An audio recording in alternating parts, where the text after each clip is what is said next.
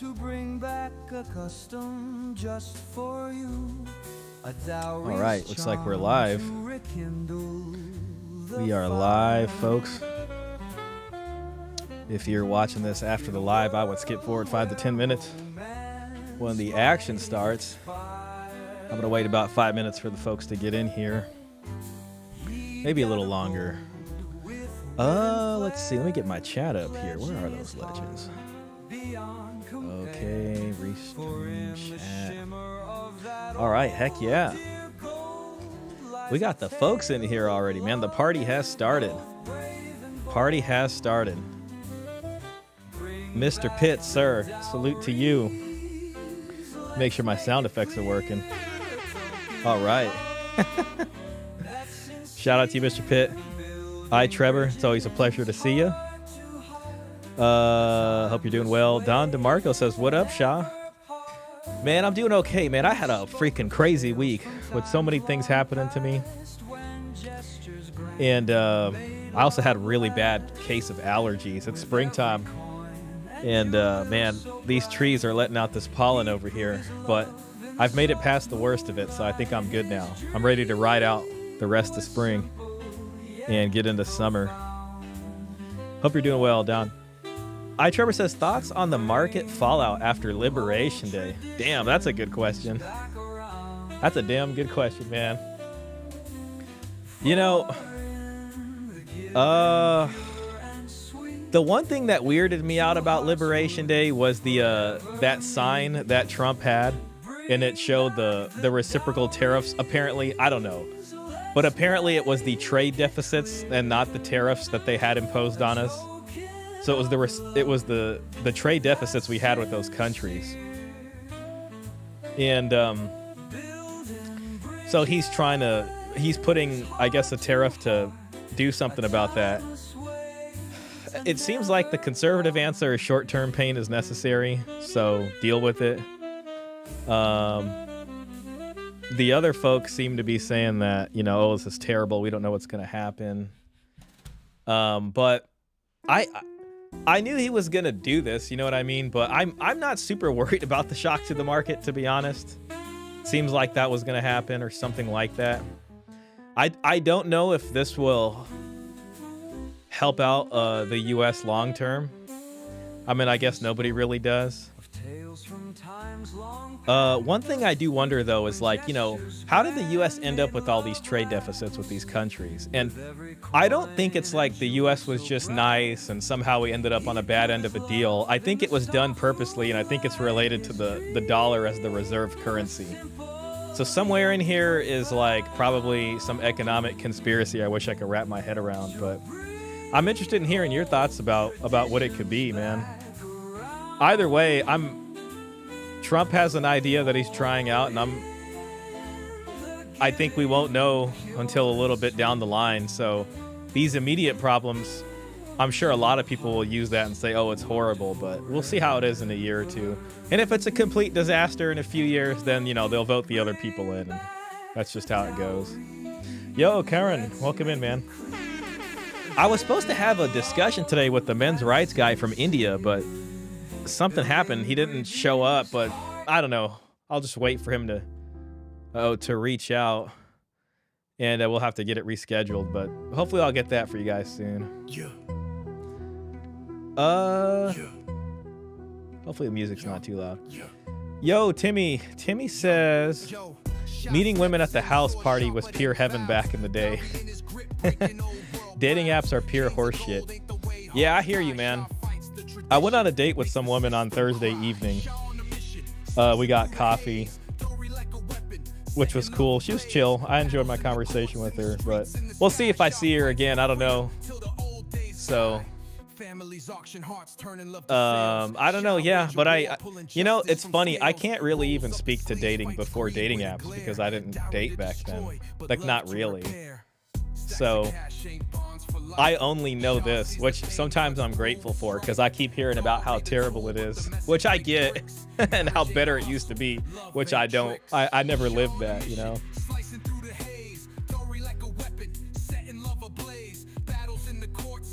Man, this song goes hard. Shout out to Dan the Man. Trevor says, my theory is Trump wants to incentivize the market to buy government bonds to bring yields down so they can roll over the $9 trillion in debt due this year at lower rates. I think you're on the money, man. There's this guy, he's like this Greek guy. I can't remember his name. He's a Greek economist. And Trump tariff. I can't remember if we talked about him on the channel or not. What the hell is that guy's name? I kept seeing him everywhere. Damn it, Greek economist. What is his name? I think it starts with a K. Oh well. Come on, man. This guy right here. Yanis Varoufakis. Ah, man, that ending on that song goes too good, bro. I need a freaking... After I get my framed picture of Cesar Quintana, I need a frame Dan the Man's picture. I'll probably put Mr. Pitt up in that lineup too. I gotta get the right here, this guy. I'm trying to look for his actual paper on it though. He had a paper about this. Okay, yeah. He used to be the Greek finance minister, and he has an interesting idea about what he thinks the Trump tariff plans are really trying to do. Right here. Donald Trump's economic master plan. Let's see real quick. Damn, I'm supposed to start off with... I mean, it's like a lot of boring economic stuff. I'm sure Trevor would love it. But I think the rest of us, probably me especially, would probably not make it through or tend to lose sight of what the hell exactly it is.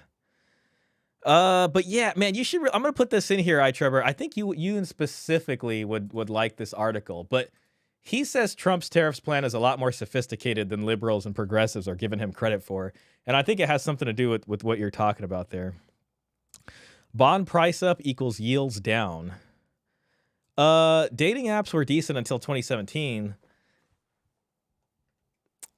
Then IG really took over. Yeah, I heard like Tinder back in the early days made sense. And then I think, at the same time, the dating apps probably just got super greedy. Somehow I manage on the dating apps. I mean, I've managed to meet women on there, but sometimes it's really whack or I have trouble with it. So it just takes time, and I don't know. It's you know what I mean? That's just a whole different culture. Like if you're meeting people through people then they're probably less likely to want to ghost you. But after you get like used to a lot of just dealing with a lot of the BS, it gets deal with the bull, Trevor says once debt is refinanced at lower rates, he will roll back significance of tariffs to something more sustainable. I think you're right, bro. And it kind of matched a little bit about what Varoufakis said. Let me just see if I could find it. I just don't want to get too deep into this right now. Oh, by the way, we're supposed to go over this. Diary of a CEO, and it's a masculinity talk. I didn't watch more than like one clip of this, and it seemed like one clip of it was interesting. But it's freaking 2 hours and 26 minutes long, so I don't know how much of this we're going to watch, but we're going to try. So I might skip some of this. To get to more interesting topics. The other thing I don't know about is this guy's got 10 million subscribers, so we may have to go the route of using Mr. Pitt, who so graciously gave us a grid pattern. Now, I will say, when we tried this on the Vice thing, it didn't work as well. So I still got screwed over with Vice. I did put the opacity up on this, but damn, I mean, the opacity might be up too much, Let me see, properties. Or is that filters? Oh, crap. It's the wrong one. Let me just see if I can put the opacity down a tad bit. It just seems a little high. Opacity, just so you guys can see a little better. Part of me doesn't even want to use this. I feel like these guys are pretty cool. I mean, they're pretty cool, right? So maybe they won't screw us over instantaneously, But they might very well screw us over pretty fast. And then we'd have to do whatever we can to save the stream. I do got some other stuff in the background here. I mean, we could talk about the Trump tariff and Varoufakis. I just pulled up that video. We could do that if this one failed. I hope this does not fail. We also got South Korea is over, and this goes over the birth rate crisis there, which makes me ask a question of, it basically says that like the train's already left the station, which is like, yeah, that's fine. If the train's already left the station, then why the hell should any of us give a damn? Let's just let what come will come. Oh damn! 1 second, I can hear. I'm gonna do something real quick. I'm just gonna let Mimi in just because she's out there crying. This right here is interesting though. This is somebody who wrote a book, and the book is called Inheritocracy, and she's basically saying that it's time to talk about the bank of mom and dad. And I think she's presenting it as a new idea, but the dowry and that whole system is all about inheriting from your parents. So, Mimi.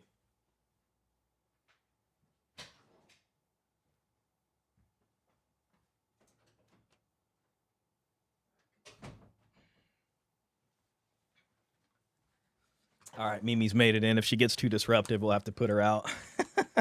I think she'll be all right. But yeah, so I saw part of a discussion with her, and it's called Adulthood Has Become Unobtainable. And it seems to be like, I think they're from the UK, so this is all very English right here. And she writes this book called Inheritocracy. I might even buy this book, but it's interesting. And it seems that people are trying to figure out, they're like, well, adulthood's too hard. You kind of need your parents to help you out a bit. And I'm looking at that and I'm just like, well, it sounds like a dowry system to me, or at least the beginnings of somebody trying to say, hey, wait a minute, we need more parental involvement. And with more parental involvement, it's going to be, well, your, choices in your romantic life need to be a lot different. If we're going to be, breaking open the family piggy bank for you, you can't be out here acting crazy. So we're going to see what she's got to say if we got time. And yeah, so, or we'll go over this too. So we got that. We got South Korea going downhill, and probably the rest of us. That's if this gives us trouble. Otherwise, we'll probably spend most of the time talking about this. But I do want to go over the other stuff. Okay.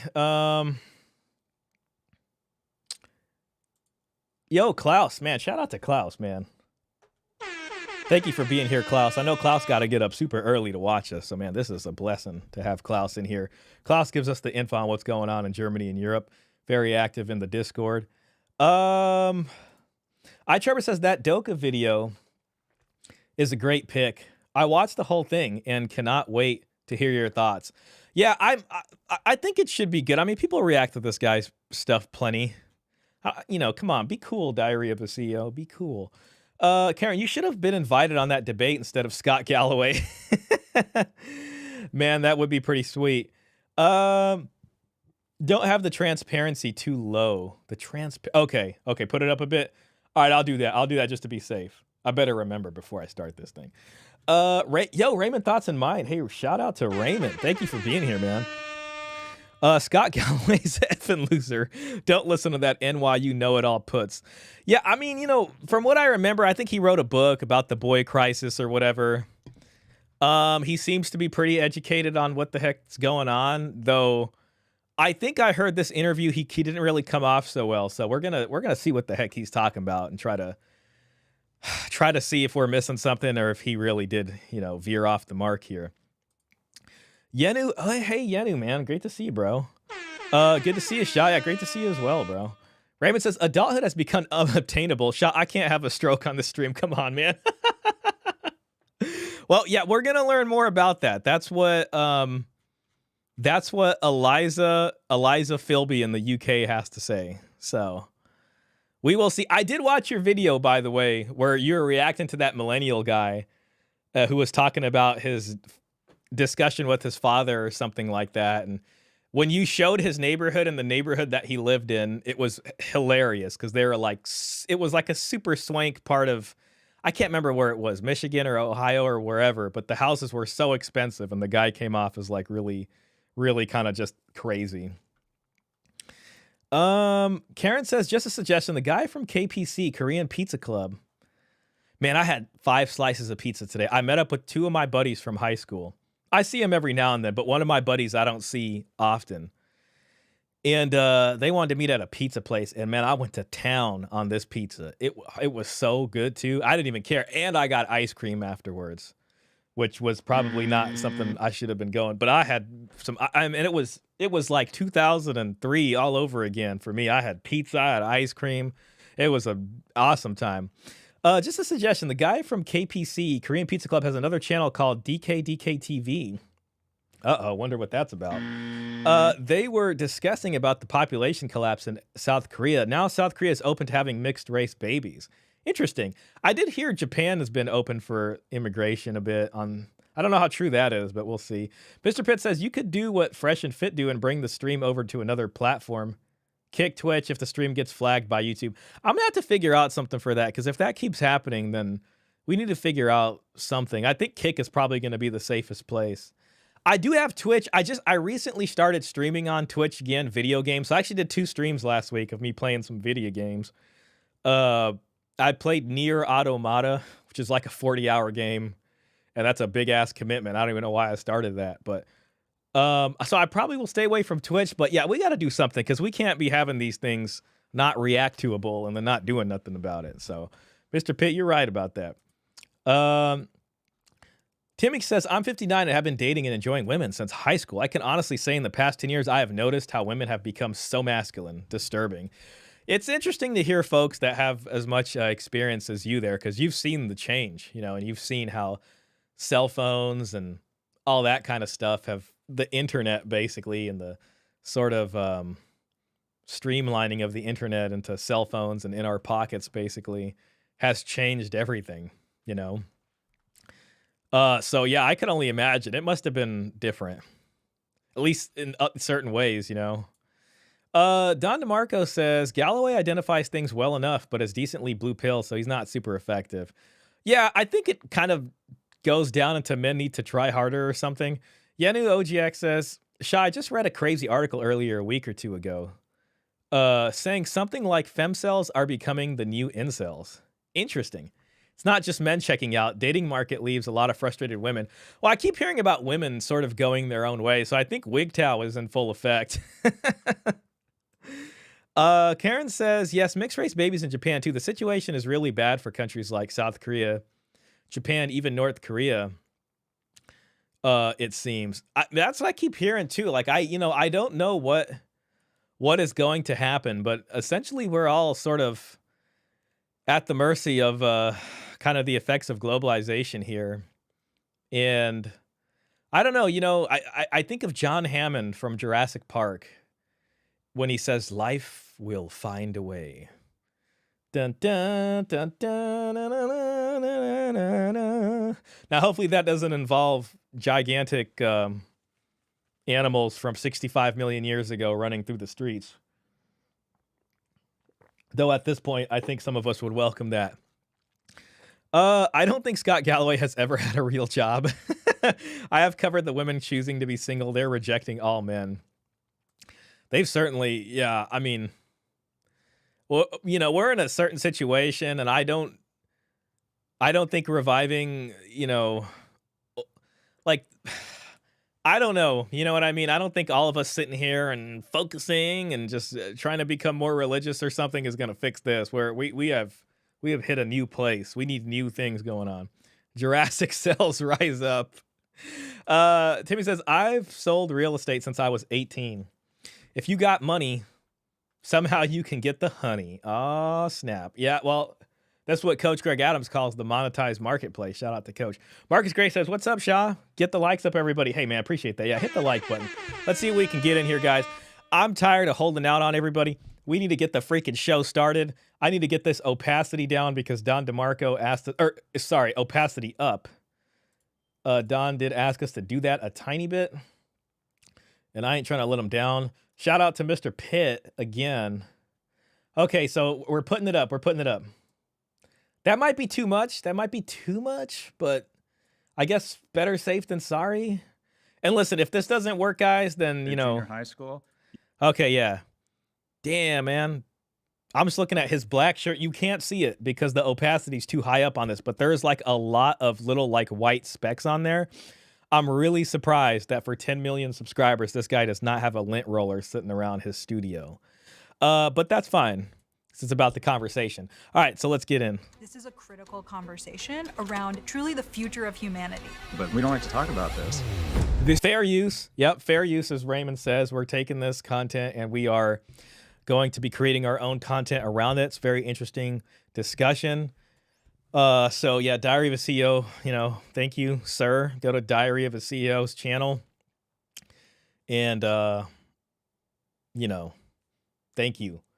This report is absolutely shocking. This is a crisis and young men are struggling. So I sat down with two leading voices on societal issues to discuss the rise of millions of lonely, addicted men. And the most important question is, millions of lonely, addicted men. Damn, they have to throw addicted in there and just hurt all of our feelings, man.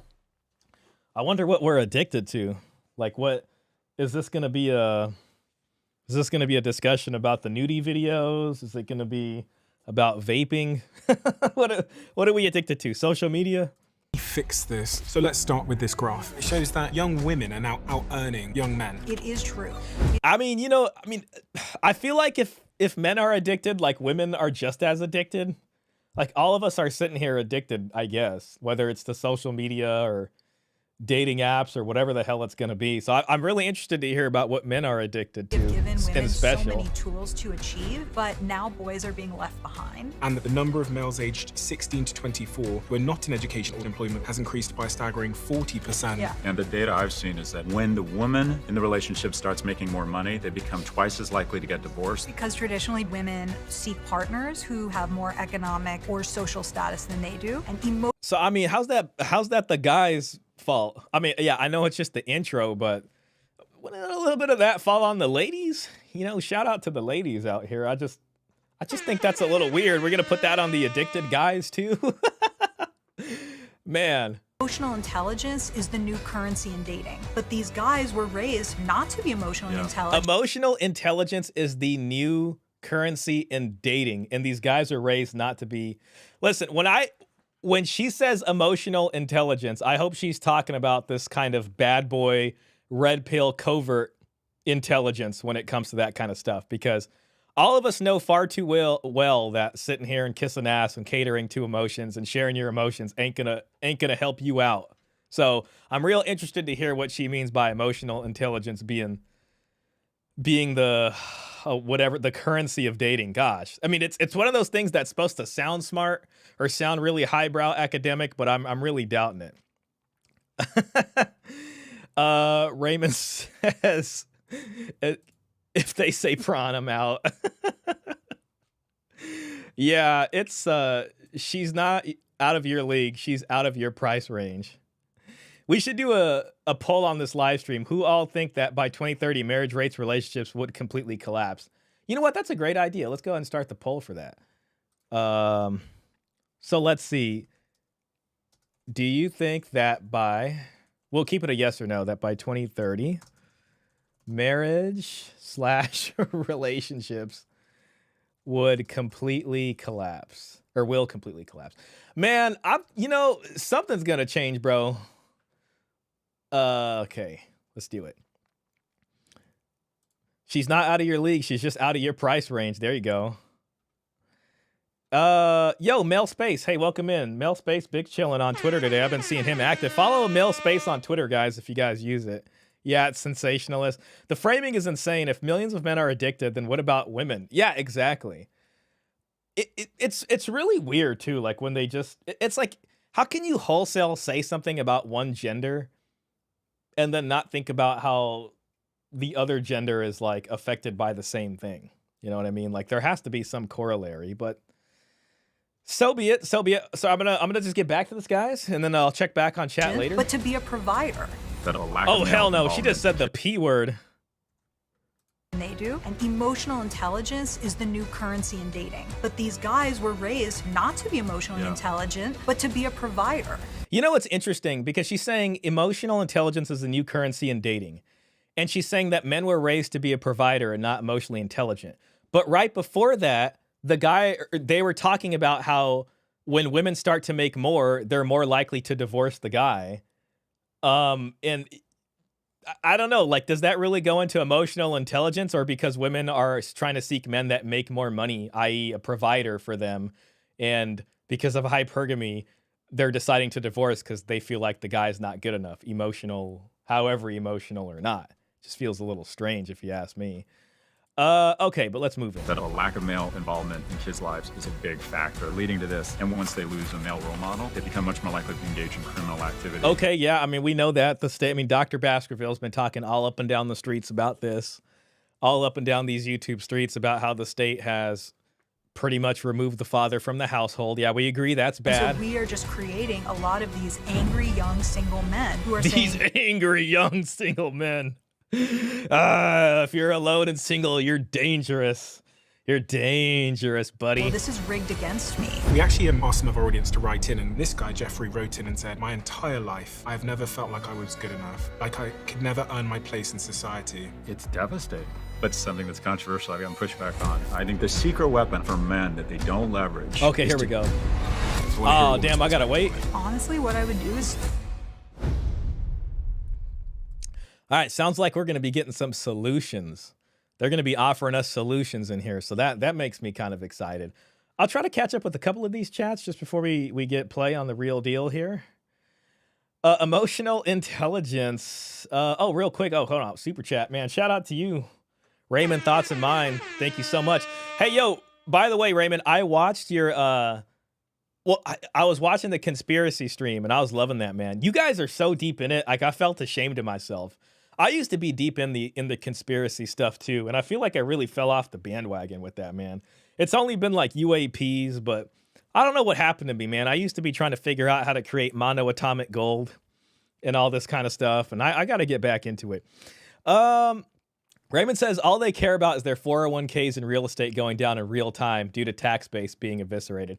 Yeah, that's what it all goes down to, men being a utility. And honestly, man, this is why I say and still believe that MGTOW is the most effective thing men can do, at least to get any attention on this. Anything else you do to try to combat the injustices against men, nobody gives a damn, because it all turns into some form of hamster wheel and, you know, trying to make as much as possible and doing all this and winning. But it's like when men walk away, that's when they get worried.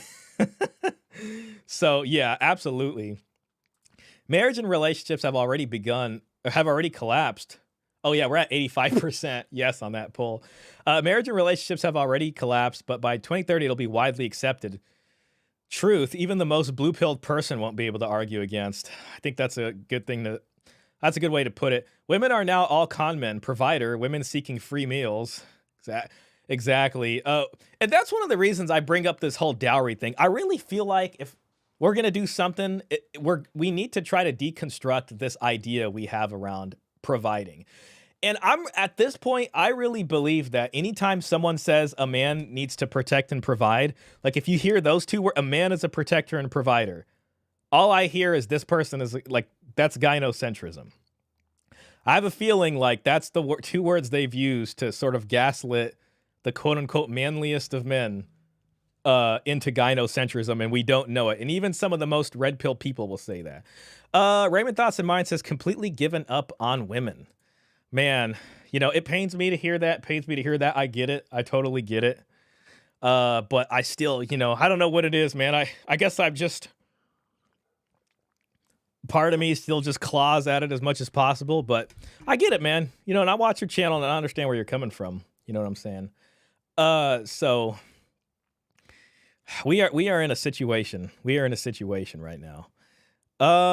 Klaus says, yeah, angry men, and they just need to cry more and show emotions, and the world is saved. Exactly. And we just need to make more money and just compete harder. And then, you know, even though the women are making money and taking half the jobs, you just need to find out how to make more money and just keep getting married, everybody. And then you need to increase the birth rate, and the birth rate's going to save everybody. Yay. Karen says, why won't these big channels invite Warren Farrell for discussions, debate like these? That's a very fair question. Or Paul Elam. Yenu says, I believe these bigger channels are more in line with mainstream media than genuine voices that need to be heard. All fair questions. This has always blown my mind a little bit. 53% of you that listen to this show regularly. I know. Let's all subscribe. Every you to do what we do. Boys. All right, here's the report. This is the documents right here. Lost Boys. In March Lost Boys. Okay. I want to see a report called Lost Women. 2025, the Centre of Social Justice released this report, which has sent a couple of shockwaves across the UK.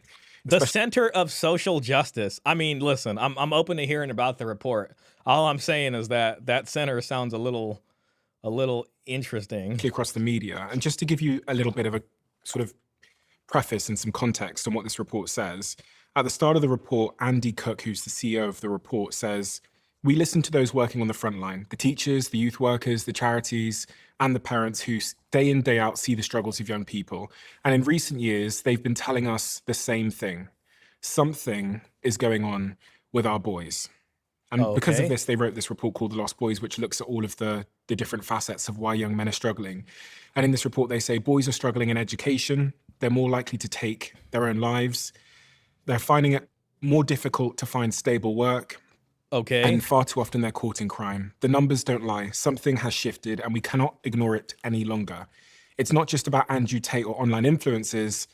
I wonder how many of those boys they're talking about grew up in 2-parent or 1-parent households. I am interested in that. Symptoms, not the cause.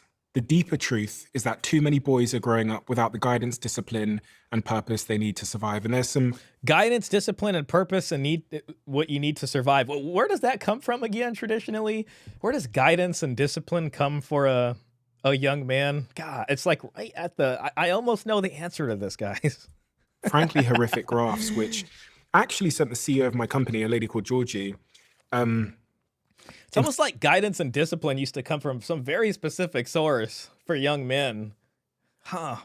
Where is it? What happened to that?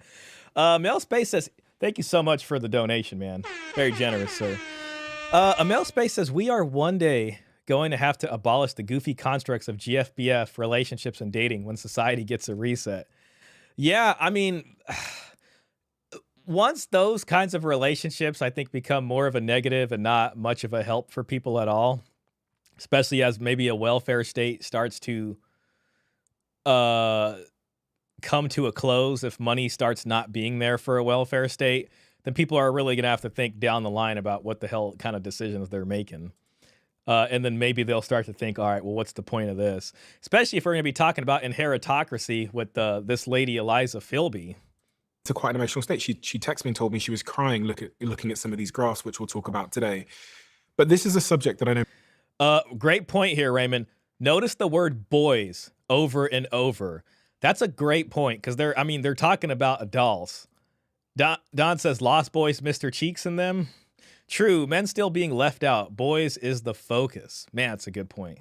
Excellent point. Both of you know very, very well. So I'm keen to get into exactly. This episode has been independently researched. Additional context and studies mentioned throughout the episode can be found in the description why this is happening and what we can do about it. But to preface this discussion, to understand where you both come from and the perspective you have, Logan, who are you? Yeah. And what do you do? I'm a behavioral scientist turned dating coach. So that means I'm a behavioral scientist turned dating coach, okay? Take all the lessons from the field of behavioral science, how we make decisions, and then I apply them to the field of relationship science, which is how love works. And so I'm really passionate about this topic. Real quick, Raymond says, send me that PDF if you, what that is a book preview. So it's not all of it, but I will send it to you. And I'll also send you the Guardian article. It's a YouTube video, a Guardian article, and that book preview. I might actually end up just buying the book. I mean, they got me at this point. So just so you know, but I will send those to you.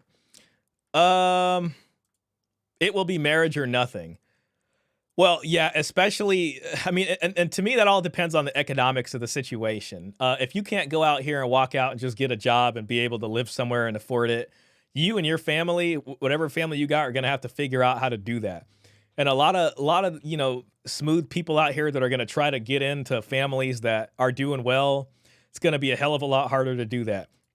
Klaus says, oh no, boys and young men aren't doing well in a more and more gynocentric world. Who would have guessed that? Exactly. Because for a long time, love works. And then I apply them to the field of relationship science, which is how love works. And relationship science. I'm really passionate about this topic. Which is how love works. Okay. Because for a long time, I've found that wherever I go, people say, oh, I know all these great single women. Do you know any great single guys? And I just thought, oh, okay, maybe that's always been happening. But when I actually dug into the data, I saw that we are truly in a dating crisis right now. And there is a huge mating gap between the type of men that women are looking for and the type of men that are available. The type of men women are looking for and the type of men that are available. Is there going to be any discussion about the type of women men are looking for? Or is it just going to be, well, women are having a hard time and they're looking for these kinds of guys. What about what men look for in women? This is a critical conversation around truly the future of humanity because marriage rates are down. That means birth rates are down. And so this conversation is extremely important. Okay, And awesome. what sort of reference points I'll be as charitable as I can to her. do you draw upon? Because you've got some sort of unique access to data, right? Right. So I work at Hinge for the last 5 years. Oh, she works. Okay, so she's part of the problem out here. She's been working at Hinge. Now, I will say, listen, out of all the dating apps, I think Tinder is absolutely the worst. Now, I don't know if they're all owned by the same people or not. Hinge is a little less terrible. I'll give her that. But hold on a second. I don't know. I don't trust this.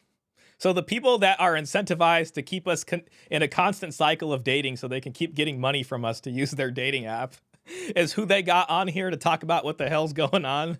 I don't know why. It just feels a little weird to me. It just feels a little bit weird to me. That's all I'm going to say. So I have access to tons of data there around how daters are dating now, how daters are dating differently. She's got data about daters. What sets successful daters apart. And then I also have conducted my own research for this conversation. So I sent out a survey to thousands of my newsletter subscribers, and people were very excited. Okay, yeah, so she sent out surveys to her newsletter subscribers, and then that's going to count as unbiased data. But whatever, that's cool. Excited to talk about this, and I've conducted a lot of new research that I'll be sharing for the first time on this topic. I'm going to keep an open mind. So I make my living looking at data and trying to come up with insights. I spend most of my career looking at data to try and add shareholder value. And then I have the luxury now of focusing on things I'm really interested in. And I just stumbled upon data that reflects that the cohort that is ascended fastest globally is women. And this is a wonderful thing and a huge collective victory. And the group that has fallen furthest fastest is men in Western markets. And the data was just so overwhelming. And also, I was close to being one of these men. I didn't have a lot of economic or romantic prospects when I was a young man, but listen, man, this guy seems like he's coming from a way different time, and I don't want to be like, oh, your opinion isn't valid here, but I got a feeling this guy was probably dating, and I think he has sons, or he has kids now and a family. I just feel like he might be a little bit before what we're dealing with now. There were programs and an environment where I could be successful, and I worry that some of the temptations, the technology, the economic trends, had they been where they are now then, I could have very easily ended up a statistic. So I just sort of relate to these problems. Okay, so he's going for an emotional appeal there. To understand from your perspectives, what you think like the first domino that falls in a young man's life or a young boy's life that causes the outcomes we're talking about today? Like where is the first place to start? Parents get divorced, father gets taken out of the house. So the research I've looked at, and Richard Reeves from the American Institute of Boys and Men has done good research here, the point of failure, if you reverse engineered issues to, is when a boy loses a male role model. There you go. Okay. I mean, listen, I'm not a researcher or anything like that, but I had a feeling it was going to be something about that. So, I mean, I don't want to pat myself on the back too hard here. But okay, I mean, I think I'm keeping up a little bit. I'm keeping up. Okay, yeah, so no fault divorce. And that is, in the U.S., we have the second most single-family parent homes behind Sweden. And what's interesting is that in single-parent homes, girls actually have similar outcomes, similar rates of high school attendance, income, rates of self-harm. Boys, once they lose a male role model, become much more likely to be incarcerated, engage in criminal activity, harm themselves. It ends up that while being physically stronger, boys are emotionally and mentally much weaker. So the loss of a male... Boys are emotionally and mentally a lot weaker. Interesting. Boys are emotionally and mentally much weaker. So the loss of a male role model is, I would argue, kind of the first point of failure that predicts that a boy is going to struggle. And that has impacts on family court, economic policy, and just general zeitgeist in our society where men need to step up. If we want better men, we need to be better men. Oh God. Oh, man, it's right out of the gate. Men need to, she's loving it. They were talking in the freaking coffee room right before this. Economic policy and just general zeitgeist in our society where men need to step up. Oh, come on, man. Men need to step up. Come on, we want better men. We need to be better men. We need to step into that void. Another one that Richard Okay, we need to be better men. Men need to step up.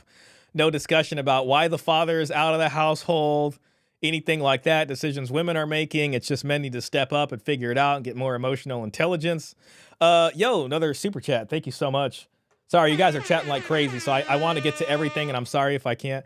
Raymond says, it's not us, guys. It's the women. Never forget. I mean, well, you know, according to this guy, we need to step up.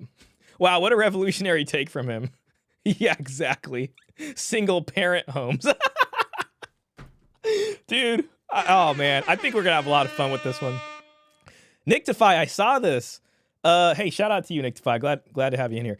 I saw this chick just wants to believe women are doing well all on their own merit because they stepped up. These two retards just nod along and agree. Yeah, I think we're getting 2 hours of this. That's what it's looking like.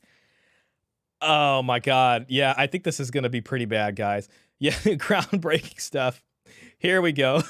Oh man. Raven, sir. Believe me, I hear you, man. Stunning and brave from this Moby looking mofo. Men step up. Geez, yeah, if we haven't heard that, if men just step up and put the video games down, then you know, the birth rate's going to start going up. This guy deserves a clown emoji. Yeah, let's talk about how women making more money and women not being willing to, you know, marry men on their level or even below like men used to. Reeves talks about is that there's not enough men in the education system. 100%. So I believe when Tim Waltz was a teacher, 1 out of 3 teachers in his school was a man, but now it's like 24%. Yeah. And so where do kids spend most of their time? In school, and who's teaching them? Mostly not men. And you think, well, women can be fantastic teachers, and it's Right. true, but after school. Man, I bet you, like, listen, and I don't know, I don't have the data in front of me, but maybe one of the reasons of men exiting these kind of spaces like school is because they were trying to teach these kids like men would teach these kids, and they got pushed out. I literally know a guy who was a teacher, and he was a damn good teacher, but man, he got in trouble at school for just, you know, I don't think for anything that bad. I think for just doing what a guy role model was going to do. And that's probably why that percentage went down. Let's just be honest. Programs, not as many coaches that typically are male, not as much compensation, so they don't get rewarded for being coaches. And if you just think about it logically, who does a teacher champion? A teacher champions someone that reminds them of themselves when they were a kid. So, and also just look at there's incredible bias, I would argue, against males in school. The whole step up thing is just really annoying to me because, like, they're going to sit there and, like, both sides will say that. Feminists will say that, you know, progressives, tradcons will say that. And it's like, and then we're talking about a thing like discipline here and guidance, and men are supposed to step up and discipline and guide. And then it's like, how the hell are you supposed to do that? Because when you try doing that, she either leaves through no fault divorce. If you try to put your foot down and say, this is what it's going to be, you know what I mean? And then takes the kids away from you. And then how the hell are you supposed to guide them? And you end up with all this bullshit. You can't legally be a good father here. It's very tough. Like, I mean, you got to really, you know, dance with the devil on that one. Sorry, you know. Men exit teaching due to false accusations, low pay, low respect. It doesn't add up in the right direction. Yeah, exactly. This conversation makes me want to play video games. Dude, I know I got my CRT TV back here and I got my Wii and it's loaded up with video games. Any minute now. Raymond says, I stepped up for years, 100K plus for years. Nobody cared. Exactly. You got a bunch. When guys do accomplish that and then they decide to invest that into a family, they get stabbed in the back for it. And then they're wondering, why aren't men buying into this crap deal anymore? Well, it's because they saw this happen to their fathers, their brothers, their uncles. It's just too obvious now. Is twice as likely to be suspended on a behavior adjusted basis. And also just look at there's incredible bias, I would argue, against males in school. A boy is twice as likely to be suspended on a behavior adjusted basis. Twice as likely to be suspended for the exact same infraction as a girl. 5 times as likely if it's a black boy. Interesting. We should also talk about like different sentences that people get, men and women, for the same crime. So there's probably a corollary there. Hey, I'm going to do another poll, and I'm just going to ask, have you ever been suspended in school? It's Probably going to be most of us. I should answer that myself with a yes. Oh, it won't let me, but whatever. And once you're suspended twice, it probably means you're not going to college. In addition, look at the behaviors we promote in school. Sit still, be a pleaser, be organized, raise your hand. You basically just described a girl.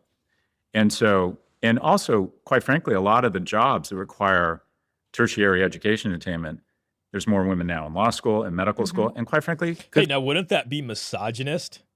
Sit down, stay still, keep your hands together. Doesn't that sound kind of like misogyny? Excuse me? This entire discussion is a Democrat wet dream. I started a food fight worth the suspension. That is a pretty epic story. That's pretty badass. for them, they're just better at that. They're better students. They deserve to make more money. They deserve it. But the reality is it has huge ramifications when we no longer have wood, auto, or metal shop. They've gone away. Right. So those used to be a path to decent middle-class jobs. They've been replaced by computer science. And so what are the paths for the 2/3 of males that aren't going to end up with a traditional liberal arts college degree? Right. And just to add a few more stats to that, so we know that 70% of valedictorians in the US are female, and women are much more likely to be in the top 10% of their class. But then on the SAT, men and women, or young men and women, earn the same scores. So there's definitely something happening in schools that. Okay, let's just see what this guy's saying. Or, well, not with this guy, but this lady. It has been reported that, this little thing down here. It has been reported that girls have significantly higher grades than boys, with the difference of 6.3%. In terms of GPA, boys generally have lower grades than girls. However, the SAT shows more gender balance, with boys demonstrating relative strength in math, but weaker performance in reading and writing. When they say relative strength, do they mean more strength than what the ladies are getting? That is prioritizing the female experience, or that women are better at that. Once you're suspended twice, you're not going to college? What? I went to college, by the way. It didn't matter. I'm the only one who hasn't. Damn, lads. Yeah, man, we all got suspended for stuff out here at least once. College does not equal more money. Exactly. We definitely want to celebrate the success of women. I think the changes that have happened over the last 50 years are incredible. And I feel like I'm a beneficiary of that. And so is my daughter. If you look at all of the books that Yeah, so women's rights, feminism, good, but now the men aren't stepping up. Raymond says, not sure if you watched the live stream I did covering this. Women are willing to date college-educated men, but only if they earn enough to be perceived as successful. That's interesting. And when you say successful, does that mean more than them? Or just sort of like culturally, like, okay, we're both successful? Klaus GGG said, I've been suspended 3 times because I challenged my female religion teacher in discussion to the point she cried because she lost the argument. Damn, man, that hurts my feelings. She must have been all like this. She was like, hell no. How dare you? And then this is what they did to Klaus. They were like, you need to get out of here. And they whisked himself from the classroom. That sounds actually interesting. That sounds like it was an interesting discussion. The Common Sensible. Hey, shout out to Common Sensible, man. I see you on Twitter sometimes. I have been noticing a significant amount of people, even politicians, Elon Musk and Matt Walsh, Jordan Peterson, posting about the massive intersexual dynamic and gender political issues. I am seeing, I do see that from them. I mean, non-college educated men. Okay, I had that wrong.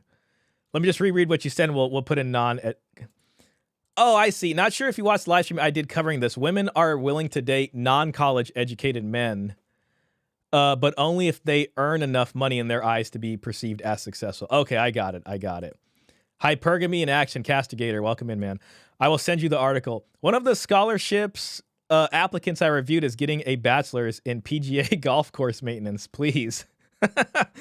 That person seems like they're specifically trying to target a certain clientele. Trevor says, in Australia, that would not get you suspended.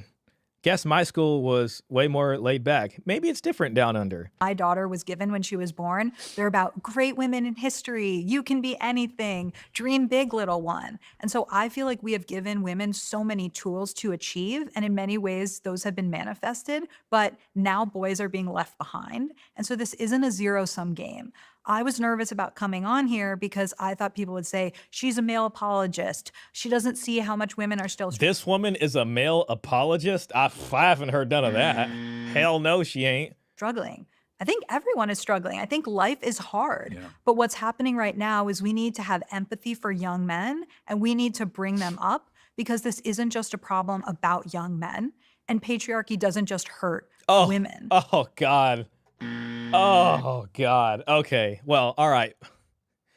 All right. Let's just keep A going. lot of people think about the patriarchy as something that prizes men and hurts Okay, women. yeah. So we got like super feminist on here, just go rattling off. But when there's a very narrow definition of men, everyone is hurt by that. And that's all the research that I've done, is over and over seeing women feel like they are not enough good men to date, and men feel like they're being held to a ridiculous standard of holding both sides of the coin, being feminine and masculine. Okay, I can give her a little bit of a shout out for that. Now I hope we delve deeper into the both sides of these coins and what it is that a woman's definition of a quote unquote good man is. It turns out, as you were speaking, I was looking at the stats around fatherless. It's a ridiculous major, in my opinion. I'll get my degree in Zamboni driving then. Man, I'm pretty sure I know what a Zamboni is, and it's because of that joke of somebody mixing it up with Stramboni. But a Zamboni is like that ice hockey rink thing. Klaus says, different time. I'm old. We were supposed to be respectful and not challenge the teacher on his subject. Dude, back when I was 4 years old and I was going to school in France, I was literally going to like preschool or something. Back then, they'd hit kids. I remember getting hit from my teacher plenty of times. Castigator says cooked. Raymond, thoughts of mine. These are the women controlling your dating app experience. Oh my God. Yes. Yeah, she works for Hinge. Exactly. She's a feminist bumper sticker machine. You know this chick is divorced. Oh God. Homes, and it turns out that there has been a significant increase in the amount of young boys being raised without a father present. About 25% of the amount. As you were speaking, I was looking at the stats around fatherless homes, and it turns out that there has been a significant increase in the amount of young boys being raised without a father present. Okay. About 25% live without a biological step or adoptive father, according to the National Fatherhood Initiative. In the US has the world's highest rate of children living in a single parent household, and 92% of the time that's with the mother alone. Okay. I'm glad he pointed that out, because, you know, Don DeMargo, he said single parent household again. I remember your comment where you put quotes around parent, but now we know 92% of it's with mama. All right. And in 1968, only 11% of children lived with only their mother, compared to 21%. It's funny that he goes to 1968, but if you look at the 50s, it's like less than 5%. In 2020. So that's only their mother, compared to 21% in 2020. So that's doubled in the last. Yeah, I mean, who made the fathers leave? That's the freaking $1 million question.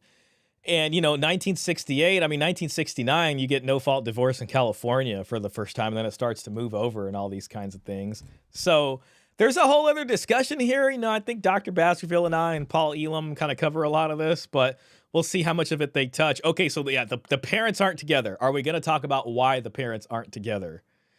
The patriarchy did it. Yeah, exactly. We all know the patriarchy's bad. Don DeMarco says, yes, parent is to avoid talking about women.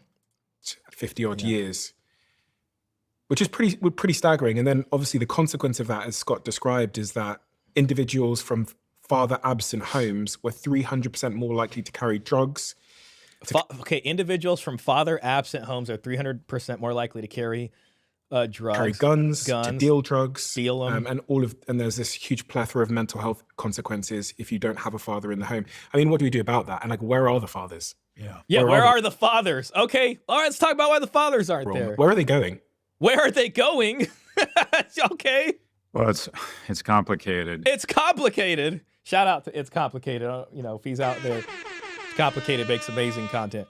There's male abandonment. There's just no getting around it. Okay, so it's the guy's fault for just leaving their children. Men are horrible people. But also going back to family courts, sometimes courts in the our economy make it difficult for a man to stay involved in the kids' lives. Okay. At least he gave us that a little bit, but he had to kind of compliment sandwich this. He had to start it off with male abandonment. Also, family court's getting better at saying, all right, the kids. I mean, just a personal anecdote. I have a friend who recently has gone through divorce, 2 daughters, very much wants to be involved in their lives. They're 13 and 15-year-old girls. And quite frankly, dad's there on the weekends and they got their own thing going on. And they don't necessarily make dad a priority. Okay, so, I mean, at least he kind of said, yeah, family court is involved in screwing over dads here, and they're getting better now. So at least that says that family court has necessarily been a component of screwing men over. But he had to do the male abandonment thing first. You know, he had to be like, well, a lot of guys are just bad guys. They want to be with their kid. They abandoned their families with these poor ladies. You know what I mean? Oh, but then it's like, oh, the family court's made it bad. And then how does this figure in with no-fault divorce? Father absent homes, anything but the word women. Common Sensible says there are a few studies out there that pretty much suggest nearly 89% of children with mental health conditions come from broken families. I don't doubt that. Castigator, here we go. Raymond says, I carry a blapper. My father was in my home and my parents have been married 37 years. Fantastic point. I know. What's wrong with that? Scott Galloway needs to wipe down his chair. And dad's not around for what I call the garbage time. And that is what I found. I can't remember what this guy's name is exactly. Is it Scott Galloway? Yeah, Scott Galloway. Okay, all right, hold on a second. Let's go back to his personal anecdotes. And they got their own thing going on. And they don't necessarily make dad a priority. And dad's not around for what I call the garbage time. And that is what I found with my boys is the moments of serendipity and connection happen randomly when you're taking them to school, when you're out in the back, you know, jumping around or playing whatever it is, these garbage moments. And when you're not in the household, for whatever reason, there isn't that much garbage time. And I think slowly but surely they lose sometimes connection with their kid. There's something weird going on. I'm curious, Logan, if you've got data on this, but you have a 1-year-old daughter, right? You're going to be amazed. I want to hear about her husband. When my 14-year-old boy had a Halloween party. And the boys are like cute, but they're dopes. They're boys. There's some 14-year-old girls. They're just dopes. They're boys. Boys will be boys. Also look like they could be the junior senator from Pennsylvania. They're 5'10". They're articulate. Yeah. Hello. Okay, look how amazing the women are. Look like they could be the junior senator. Cute, but they're dopes. They're boys. There's some 14-year-old girls who look like they could be the junior senator from Pennsylvania. They're 5'10". They're articulate. Yeah. Hello, Mr. Galloway. How are you? What a lovely home. And the boys are like, I don't know. And biologically, girls mature faster. Their prefrontal cortex is 18 months ahead of a boy's. An 18-year-old girl or woman is competing against a 16-and-a-half-year-old when she's competing against an 18-year-old. And they're even finding girls' brains mature earlier in certain areas, with the prefrontal cortex reaching peak gray matter volume sooner and thinning more rapidly in social regions. That's kind of interesting because, you know, a lot of people say, well, women are more emotional, men are more rational and logical. But I mean, if their prefrontal cortex develops faster and they're able, which you would ostensibly, unless my freaking brain physiology ain't making sense right now, but I think the prefrontal cortex is generally something that helps limit impulse decisions and assists in being more logical or making better decisions. Then, well, wouldn't women are supposed to be more logical and men more emotional? True. I come from a fatherless home, though. In my case, my father was at fault. Okay. Yeah. I mean, certainly some folks are at fault. Scott Galloway. Okay, wait, hold on. I read that one. The Common Sensible, the vast majority of broken families are because of divorce or never married separation breakups, not because of male abandonment. Shout out to you. Good point. I thought I hated Galloway before. Good God. He was really paying attention to this. Oh, no. Oh, my God. Raven. Don Marcos says, won't surprise me if she solo IVF'd her kid with no man. Would love to be wrong about that. Yeah, I mean, let's just get this figured out now. I mean, let's just hope she's got a husband. She probably does. Logan Uri. Let me go look up her entire life now. Logan Erie. She lives with her spouse in Vermont. I don't know. I haven't seen it. Let's just see. Let's look it up. Wikipedia tells us all. Okay. So she was born in 87 and 88. That makes her like, okay, we don't know exactly. That makes her like what, 36, 37? And she got married in 2020. So she got married in her early 30s. To a former Harvard classmate named Scott. She lives in San Francisco. All right. Well, yeah. Okay. Interesting. And it sounds like she's had her first kid. I mean, she was just married in 2020. Yeah, and living in San Francisco. Erie is the director of relationship science at Hinge, a dating app.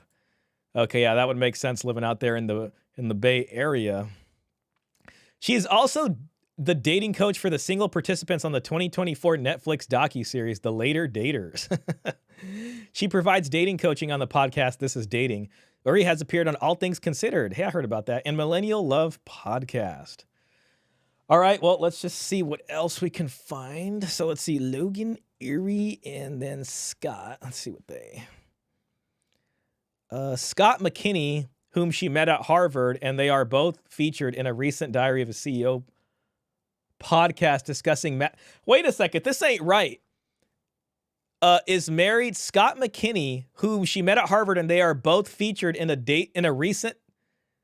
What do you mean they're both featured?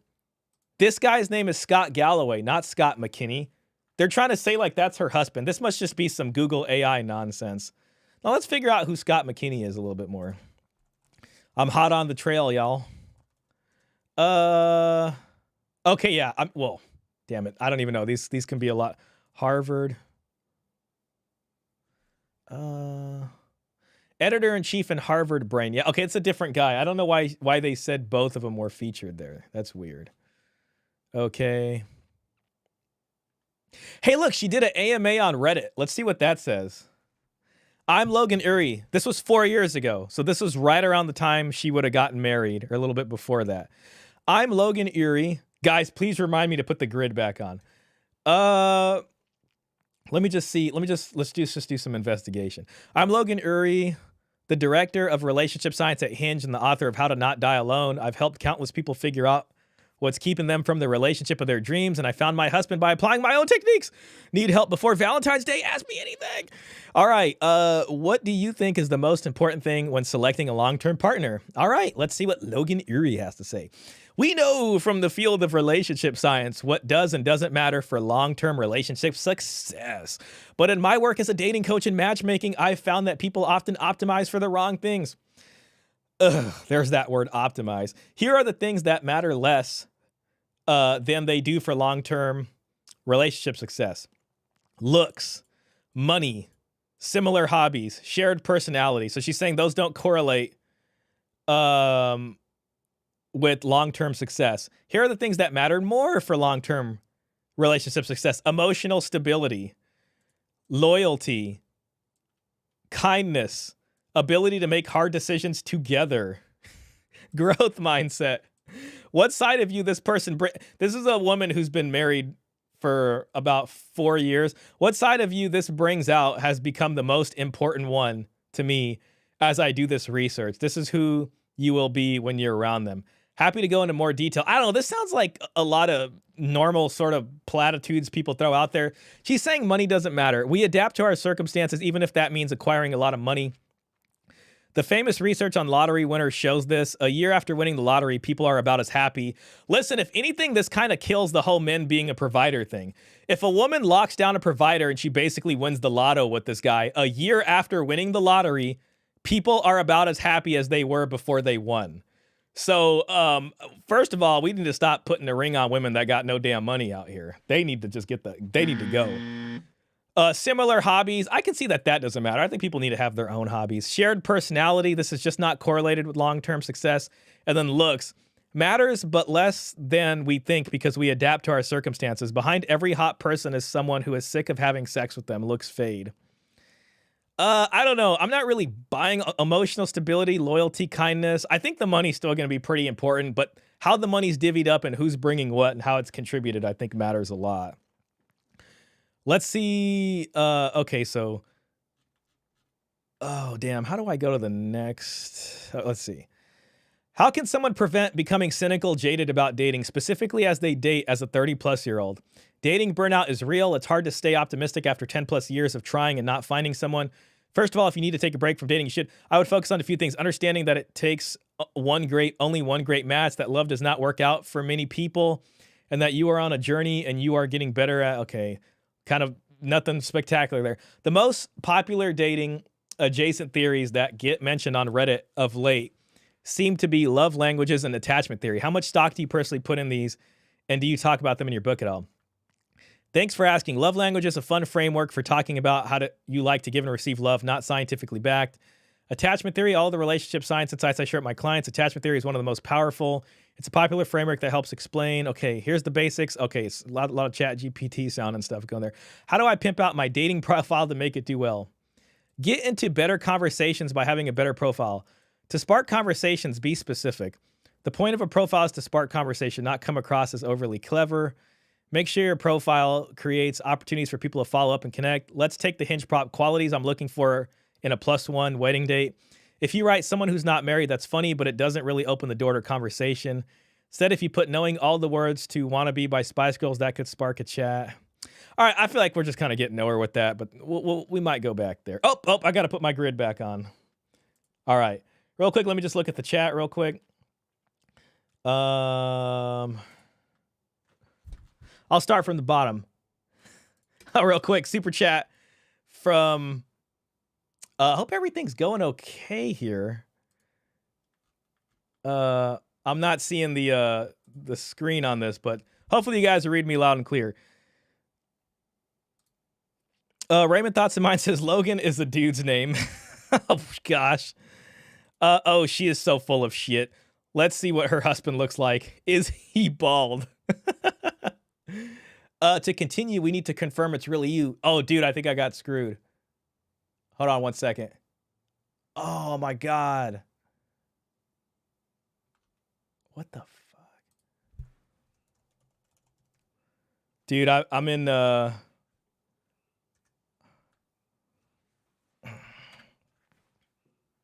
1 second, guys. I think my YouTube crashed out.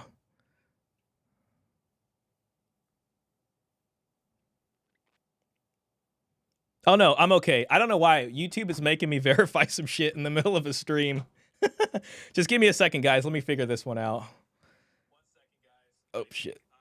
Okay, yeah, we're live. We're live. That's good. That's all I needed to know. That's all I needed to know. Let me just do this, guys. If the stream crashes out, I will immediately start another stream, but I don't know why it won't let me see YouTube Studio, and it's making me do all this BS. So let me just do this real quick. Okay. Dear God, this has never happened in a stream before. That sucks. Yes, it's me. Not now. Let me hit the number that it's given me. I'm sweating my ass off over here. All right, we're back in the... I don't know why it did that. It wouldn't let me see YouTube Studio. All right, well, all right. Hell yeah, we're back in the game. Let's see where the husband... He looked like a pretty skinny dude with like... He looked like a sort of... Here, look, let me just pull it up one more time. Just because I know you're wondering. Scott McKinney. Thank God the stream didn't die. I was like, oh, hell no.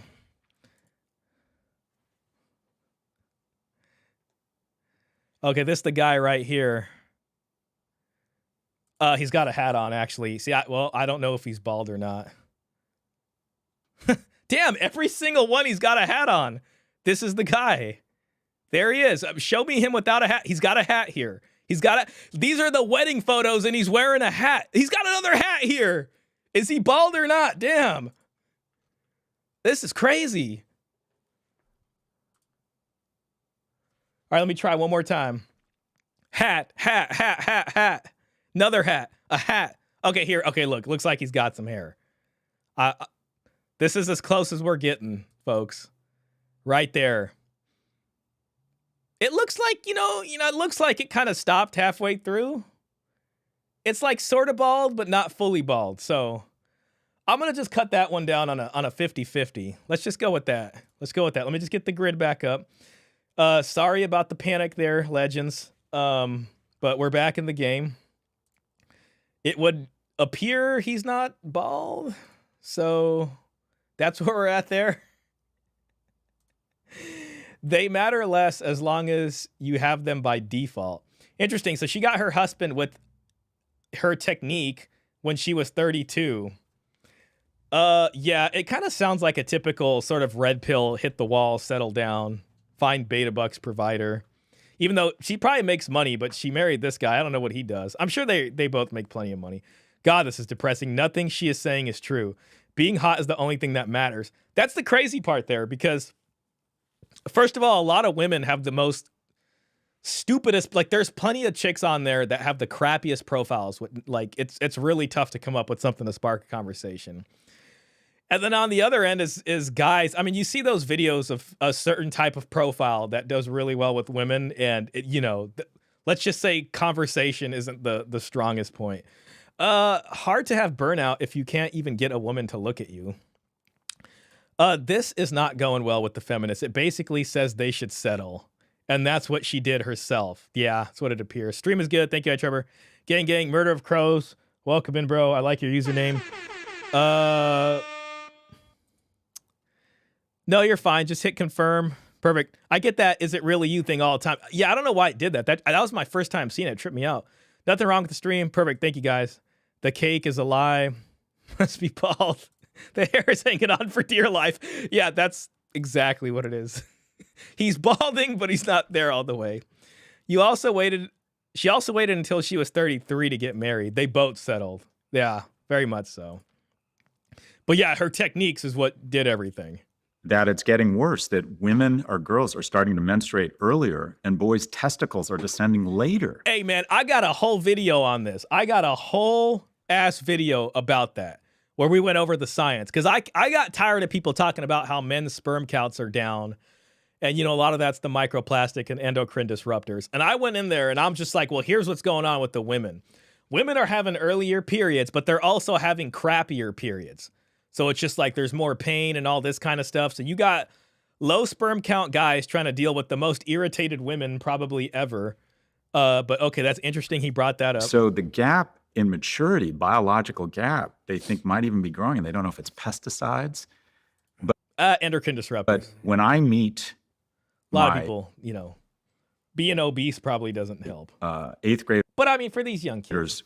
Colleagues, there's a huge difference between between the boys and the girls. Yeah. And one of Richard's suggestions is that we redshirt boys, that we hold them a year back. The boys start kindergarten at 6. Damn, man. It ain't looking good for us guys. They're starting to talk about holding us back and all this kind of stuff. Whereas girls start at 5. So the research. You mean, you got to ask. I mean, in the past, did we need to hold boys back for them to be successful? I don't think that was a thing. I mean, I think it's another factor here instead of just holding men back and all this kind of stuff. That just sounds kind of like not the best idea. Yo, Tacticus, welcome in, man. Great to see you. Howdy, this is Shah and Based Fireside Chat. Man, yeah, welcome in. All right, let's see what she's got to say. See what Hinge Lady's got to say. In the UK shows that 70% of girls are ready to start school at age 5, but many fewer boys are capable of starting at that age in terms of readiness. And so if you were to hold boys back, then they might be on more equal playing field for They might be. I don't know. I don't like the sound of this about this. This might be. Maybe we shouldn't go this route. Critical moments of 4 to 5, of 13 to 14, where the brains really develop at a different stage. I would honestly take segregating boys and girls before I would take holding somebody back or not. I don't know. It just seems, I don't know why. I don't like the sound of that. Yeah, holding guys back to give women a head start. Sure. Yeah, exactly. About that sort of early education experience and how it can be adapted, but also just like if the environment of the classroom is right for boys. As we were talking about the point about fathers and listeners as well, I found this graph, which is also pretty shocking. Okay, main effect of early father absence. Above birth, between that and 5 years, and later father absence in middle school from 5 to 10 years on predicted trajectories of depressive symptoms across childhood, adolescence, and young adulthood, stratified by sex. Okay, so here's male no father absence, and that's going to be here on the bottom, this sort of maroonish one. And as time goes on, or this, I guess, is depending when the father becomes absent. So there's young and there's here. Okay, and then male earlier father absence is this one. That's a little higher. Interesting. Female no father absence. This is crazy. Female no father absence, and they're still higher likely to be depressed in childhood, adolescence, and young adult. Female early father absence. So then it's here. So that's interesting. It's kind of saying women are more likely to be depressed than guys. Hinge which. And it goes into something you said, Scott. It basically shows that the absence of a father on a boy causes depressive symptoms, but the absence of a father on a young girl doesn't cause the same depressive symptoms. Okay, so maybe I'm looking at it wrong. Depressive symptoms. It says female father, no absence is this black one, but then higher up is the one with father absence, and it's a little bit higher. Which means that the absence of a father for a boy drastically increases their chance of being depressed. I guess it's this part here at the end where it seems to go up a lot more for boys here, but it still goes up a little bit for women too. Whereas if for a girl it doesn't. There's a lot of Which other is- graphs that look like that in terms of women and young girls are just actually a lot more resilient in childhood. So if you are in foster care as a young woman, you have less negative outcomes than young men. And so there's this theory in parenting of, is your child an orchid or a dandelion? And so the orchid really needs very particular situations to grow. They need a certain amount of light. They need to be watered in a particular way, and they'll thrive in some situations and they will not thrive in others. Whereas Okay, that's a funny way of saying boys and girls need different things. Murder of Crow says, as if all schooling isn't totally terminally skewed already for girls. Yeah, I mean, that would be why women have maybe less of certain effects here. dandelion can really survive in many And then, you know, not to mention, it's like, okay, we're talking about father absence. And of course, girls need their fathers too, but there's certain things for the male experience that a single mother just cannot provide, that maybe she can provide for her daughter, but she really can't provide that for a son. situations. And so women, young girls tend to be more dandelions in childhood. And so I want to hear about kids raised in single father households, because I've heard that typically children raised with their fathers do, even if their mom's absent, tend to avoid a lot of these other bad things, which would kind of, I don't know, really fly in the face of a lot of what they're saying. Because, okay, if it's this bad with single mother households, but if you look at a single father household, if the prognosis is way different, then that would illuminate something. that's why when you have a boy and a girl both in negative situations, the boy is more negatively impacted. And they're going to be like, oh, it's just because women are more resilient. But it's like, I don't know. Maybe a boy needs his father for different things that his mom can't do. And a mom could do certain things for the daughter that she can't for the son. Boys are just weaker. There's a crazy stat. Oh, God. Okay, yeah. Boys are just weaker. Let's just start that more over. negatively impacted. Boys are just weaker. There's a Damn, that might even be a good sound effect. crazy stat. I read that two 15-year-olds, a boy and a girl, both sexually molested. And to be clear, they're equally heinous crimes. But the boy who's sexually molested is 6 to 10 times more likely to kill himself later in life. It ends up that boys are just less resilient. Okay, that's interesting. So, I don't know. I feel like that's a strange stat to use to then make this blanket claim that boys are less resilient. Do you think there's somehow more of a stigma there? Like, I wonder why that's Shame, so they dramatic. can't talk about Yeah. it, get uncomfortable, Yeah. feel there's in LA, there's a lack. I mean, I think just until a few years ago, the social incentives were to never speak about it. Right. I was on Lewis Howe's podcast, and he just Well, they can't speak about it. And we know, right? I mean, we know this because when men speak about their emotions, they get freaking piled on. And relationships tend to end once that happens. Raymond says, very bleak future for the world. Resilience, science. Yeah. I know someone who can raise his hand on that. The reason men commit the act more is because they're successful. I've heard about that too. I think even Jordan Peterson mentioned that a while ago. He's talking about men being more likely to take their own lives, but I think men and women might have more similar stats on attempts to take their own lives, or women attempt to do it, but men are more successful at actually doing it. You know what I mean? Versus women who might still be trying to do that, but they just don't do a good job of doing that. Women attempt early exit more, but succeed less. Okay. Weak hair made me, yeah, there it is, Raymond, right there. Weak hair made me bald. Therefore, boys are weaker. The common sensible, these people still operate in thinking men and women are the same. Yeah.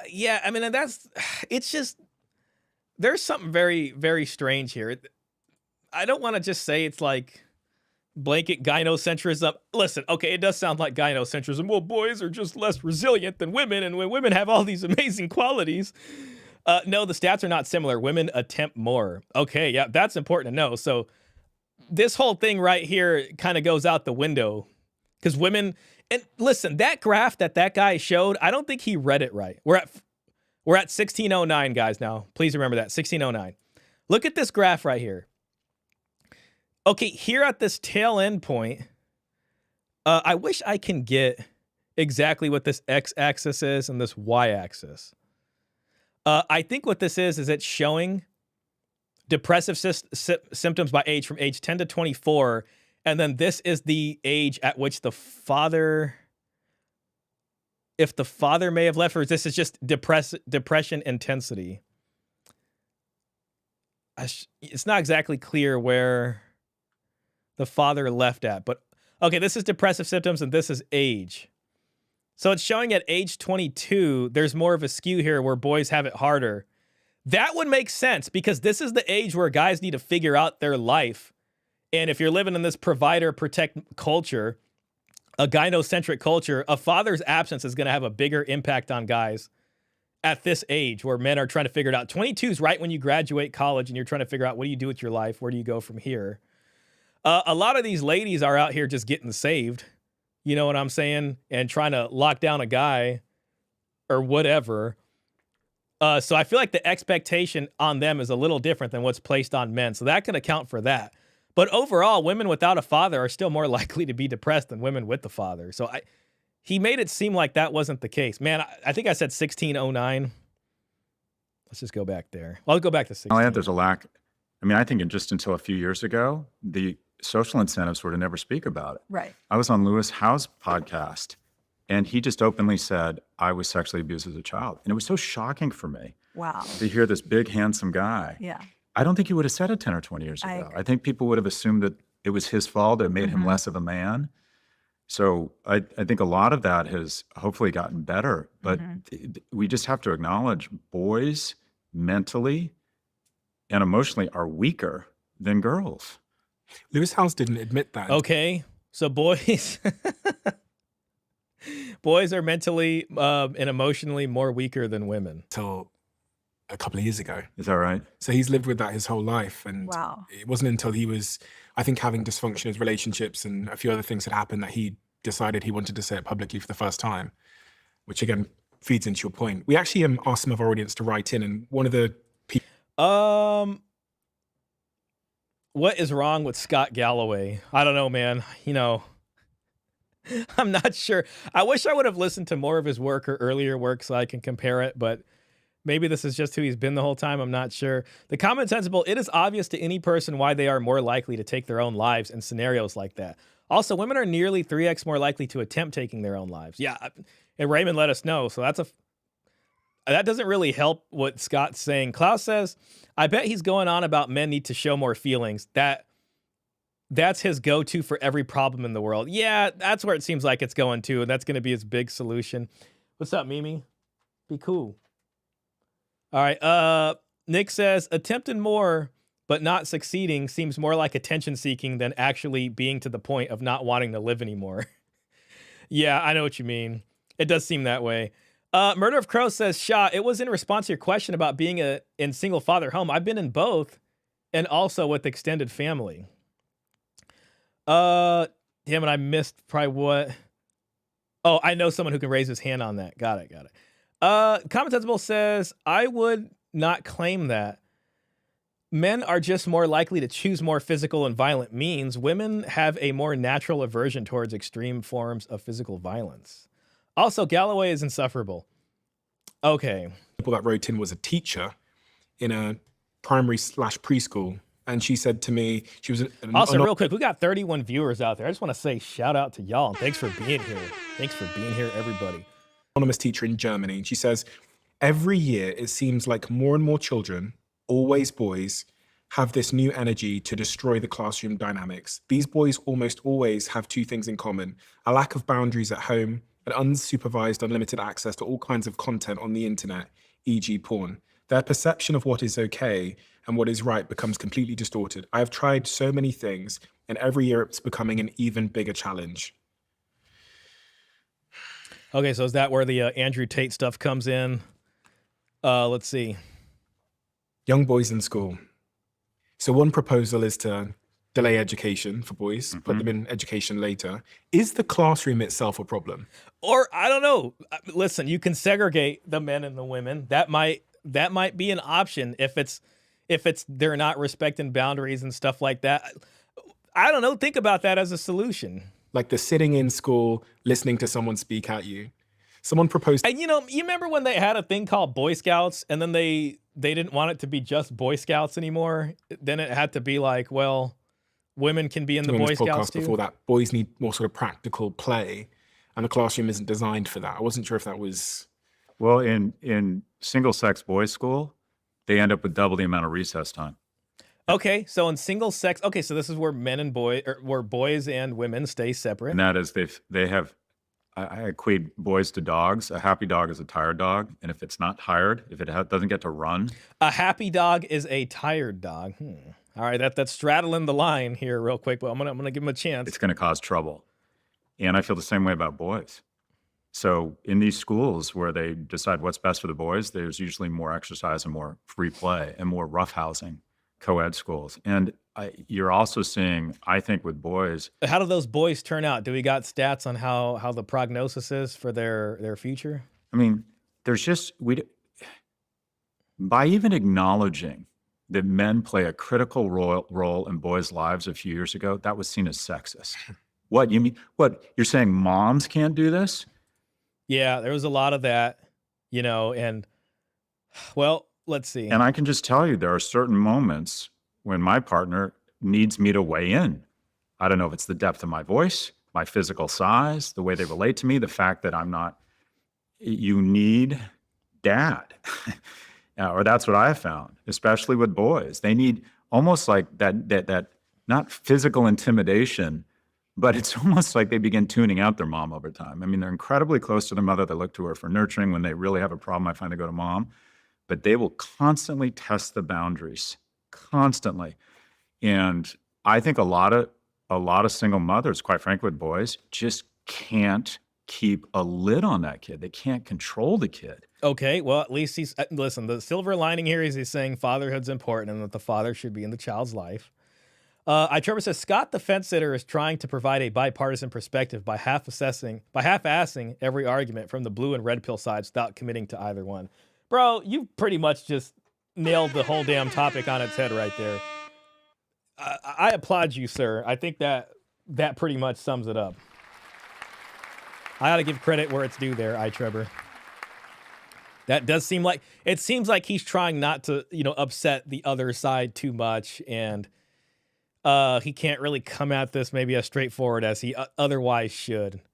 And that's where the male abandonment needed to come, before the family court thing. So he's trying to sneak that in there at the end, but he had to, say male abandonment first.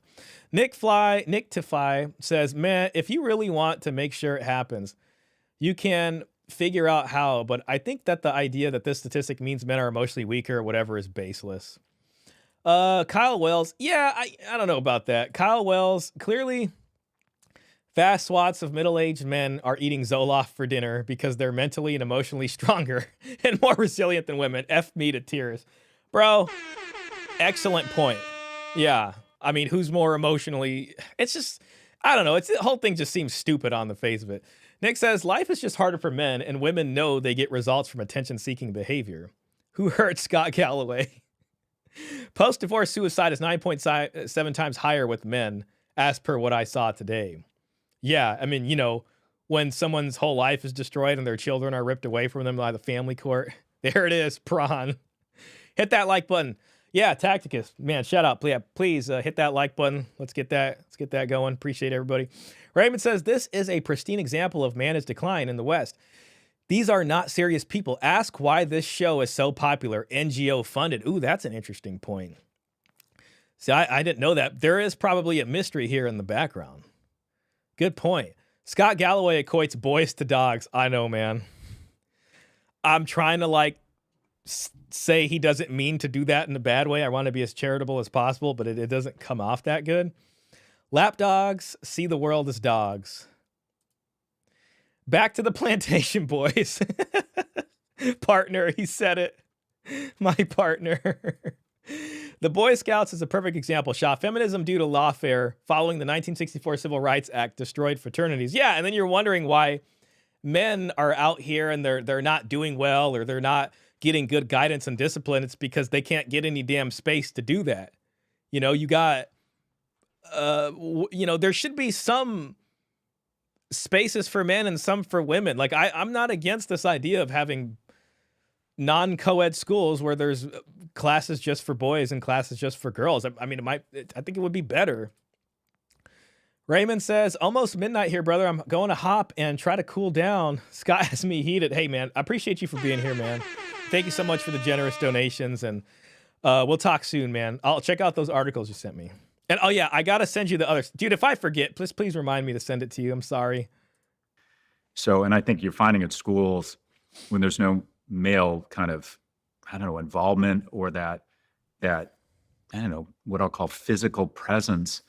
And then you add on this DOPA machine that they get used to squeezing a DOPA bag 100 times a day as they need it. And then you take the DOPA bag away.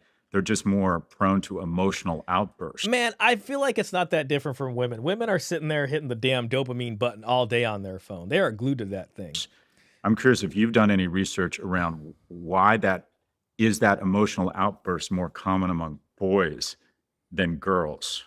Probably because the way men and women express their emotions is I haven't different. done that research, but I am imagining that there's moms out there that are raising boys on their own, and they might be like, yes, it is hard, but what do I do? Right. And so for that boy who isn't taught by a lot of guys in school and isn't in the Boy Scouts, which doesn't exist anymore, or it doesn't have... I feel like one thing that a single mom will try to do in that situation is something that makes the situation worse. They'll be like, okay, I can't do this. He needs some kind of male presence in his life. And then after completely chasing away and destroying, the child's actual father, who the child no doubt has a connection with or a longing for, she'll try to find like the new boyfriend and be like, this is the real man, and try to get him involved in the kid's life. And the kid's probably like, oh my God, get the hell away from me. I just want my dad, not whoever the hell this guy is. And it just probably makes the situation way worse. Big brothers, big sisters. Like, what does that mom do? So, but that you talk about the mom needs to go and get this figured out with the dad. All right. He just told us that family law court makes it hell for fathers to try to be in their kids' lives. And he's talking about his own anecdotal experience with his buddy who has 2 daughters and he's having trouble and all that stuff. And all this garbage time or whatever the heck it was. But of course, he had to preface that with male abandonment. Like, what do? What you do is you pick up your damn phone and you call these kids' fathers. And you say, hey, they need to see you. And what do I got to do to help you see these kids? And you get it figured out one way or another. Boy Scouts. In America, there's Scouts for America. Right. And it can be boys and girls. Right. But Girl Scouts have their own single sex. But Boy Scouts aren't allowed to have their own single. Doesn't that just sound crazy? Doesn't that just sound crazy? It can be boys and girls. Right. But Girl Scouts have their own single sex. But Boy Scouts aren't allowed to have their own single. Boys, yeah, okay. So yeah, that's right. Boy Scouts aren't allowed to have their own boys only thing. Single sex. So the question is, all right. People sit here and they'll be like, Andrew Tate this, Andrew Tate that. But then it's like, then you got boys. You can't even have a Boy Scouts thing over here. And they're wondering why, these kids or whatever are going to look up to an Andrew Tate or something. What do you do? And I think that we need a societal zeitgeist that says immediately, if there's no longer a male involved, we have to get other men involved and acknowledge that that's not being sexist, that's important, that you get men involved. And I think, so I came from a single parent household, raised by a single immigrant mother who lived in... And listen, I can even agree with that. I think boys need mentors, and somebody that they can relate to that maybe can give them some advice on certain challenges, same challenges that they're facing, whether it's being, interacting with society, being accepted by society, performing in society, finding out who you are, and self-confidence and all these kinds of things, self-esteem. Young people need that. Secretary, light of my life. Household, raised by a single immigrant mother who lived and died as secretary, light of my life. As soon as my dad was gone and then he had to move away for work, she got other men involved in my life. And I had wonderful men involved in my life. I had a stockbroker, neighbor down the hall came in with his girlfriend and said, do you want to go horseback riding? He's taking me horseback riding. I don't know if men would be comfortable doing that in today. That's a possible, like, and again, that's a positive thing. I'm glad he had that. So getting men It's involved. interesting. He says, I don't know if men would be comfortable doing that. And I wonder what he means by that. Is it because men don't want to end up in any legal trouble or like some kind of Be thing? comfortable doing that. Why the hell would they want to also? It's like, why would guys come out of nowhere, especially if it's for women who sit there and demonize men for a whole ass generation about how men are terrible and this and the patriarchy, that, and all this stuff that we can't stop hearing about. Why the hell are any of those guys going to want to be like, I'm going to go be a good influence on some young guy's life from some single mom, most of these women who probably didn't want to start a family with me or whatever the hell, and just I'm suddenly going to be in there. I don't know about that. Like, today's age. So getting men involved in their lives, after school programs, Boy Scouts. I had a lot of wonderful men. I used to go camping, and there were men everywhere involved in my life. And I worry that a lot of those institutions, Yeah. and also there's a reticence and a hesitance for men to get involved in a boy's life that isn't theirs, for fear they're going to be perceived as something's wrong with them. I think young men really need somebody to look up to or a role model. And if you're a young guy and, you're not like on Oh no, not the rainbow. this version. side of it, you know what I mean? Never mind. That's Your hero and that image of a man that you want to look up to and respect is going to be like an older guy, whether that's your dad or some mentor or something like that. And, single mom's not really going to be able to occupy that position. So I think young men really do need a man to look up to and respect and be able to help understand or model themselves off or receive some kind of mentorship from is all very positive. I was thinking that. So if we have less men in the home, Yo, Vapor, man, Vapor, shout out to you, bro. I'm so happy to see you in here. Vapor's my buddy from Twitch. He's like one of the first people that would watch me play video games back in the day.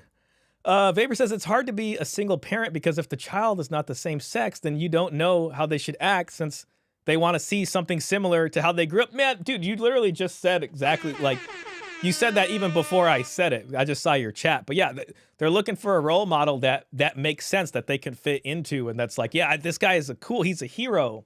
I respect this guy. I like this guy, or something about him. I wish I can be like him when I'm older. Like they need that kind of feeling. That is kind of crazy. Murder of Crows says, I saw in slow motion the whole Boy Girl Scout debacle. And was appalled moment by moment as it unfolded IRL. Yeah, it seems crazy that, like, you're watching that, you're like, what the hell? You know what I mean? But they were able to successfully do that. Hope it's going well, gamer. Missed you. Man, thank you, man. I've started to stream on Twitch again. My goal is doing a gaming stream on Wednesdays at 7 p.m. So no pressure, but if you ever feel like seeing me game, I'm over there. I've been playing Nier Automata. raising the children. And then we go to school, and the stat says that 72% of teachers in middle school are women as well. There's no men at school either.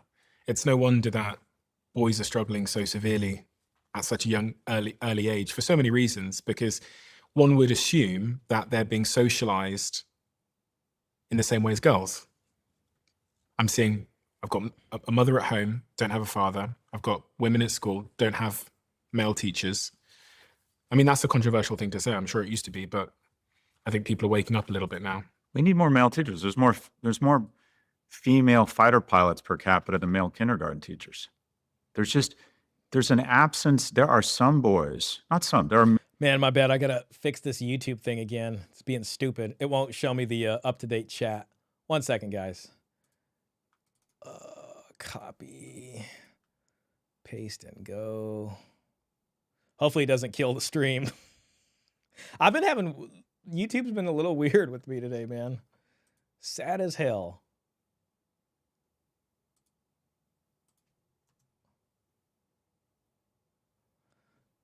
The hell with it, as long as Restream's working. Real quick. It's interesting. I'll try to stop by. Been busy myself with trying to find my own way through life. I hear that, man. Yeah, Vapor's a young guy. Vapor is like midway through college. Still got to try to find my own role model other than my own pure vision. I hear you, man. Well, we're praying for good tidings for you on that. Sorry, my stupid YouTube's not loading. My God. We're always here for you, Vapor. You know, so throw whatever in the chat if you ever need to at any time, man. Plenty of guys in here that can hopefully give some good advice. Millions of boys in America whose first male role model is a prison guard. Yeah. And there are just no men in their lives. After school programs being canceled, no women, very, very few men, K through 12. Dad's not around. There are literally communities. You read articles about it where it's like, where are the men? Yeah, that's what I'm trying to figure out. Where are they? Yeah. Oh, yeah. Oh, where are the men? I can't figure out where they went. They got freaking taken out of their homes by family court and false domestic abuse allegations, and no-fault divorce screwed them over. Yeah, they went their own way. Where are the men? Online. Doesn't look like they're in work. The, They're not in college. Where have all the men gone? Now they're wondering. the reality is there just aren't, for a lot of reasons, a host of reasons, a lack of male involvement in kids' lives is a big, big factor leading to this. There are other factors, there's socioeconomic factors, there's biological factors, there's a lack of vocational training, there's outsourcing of many of the jobs that made a man's path to the middle class viable. I mean, you want to talk about the UK, a big problem is the lack of growth. Yeah. There's not a lot of income opportunities for a young man who's not exceptional. And what we've seen in the US is essentially, if you look at our economic policies in college, it's never been better to be remarkable. Like if you're in the top 10%, if you're a high school class, you're going to make more money than the top 10% did 10, 20, 30. If you end up at Google, you're going to make, a kid at Google who's amazing, computer science degree, can make millions of dollars by the time they're 30. But I can prove to every one of us mathematically that 99% of our children are not in the top 1%. And our economic policies have basically said that school and college is meant to identify a super class of 1%ers that we're going to try and turn into billionaires, instead of figuring out the infrastructure and the programs to ensure the bottom 90 have a shot of being at the top 10. Okay. Listen, I mean, if he's going to say that, then this whole, like, you know, you need to get on the damn hamster wheel and try to be at the top 1%, that's not going to fix this damn sinking ship. I mean, if whoever can make it, great, maybe your life will be a little better. Still going to be a tough idea of starting a family if you want to do that, because you can still get screwed over. It doesn't matter who you are.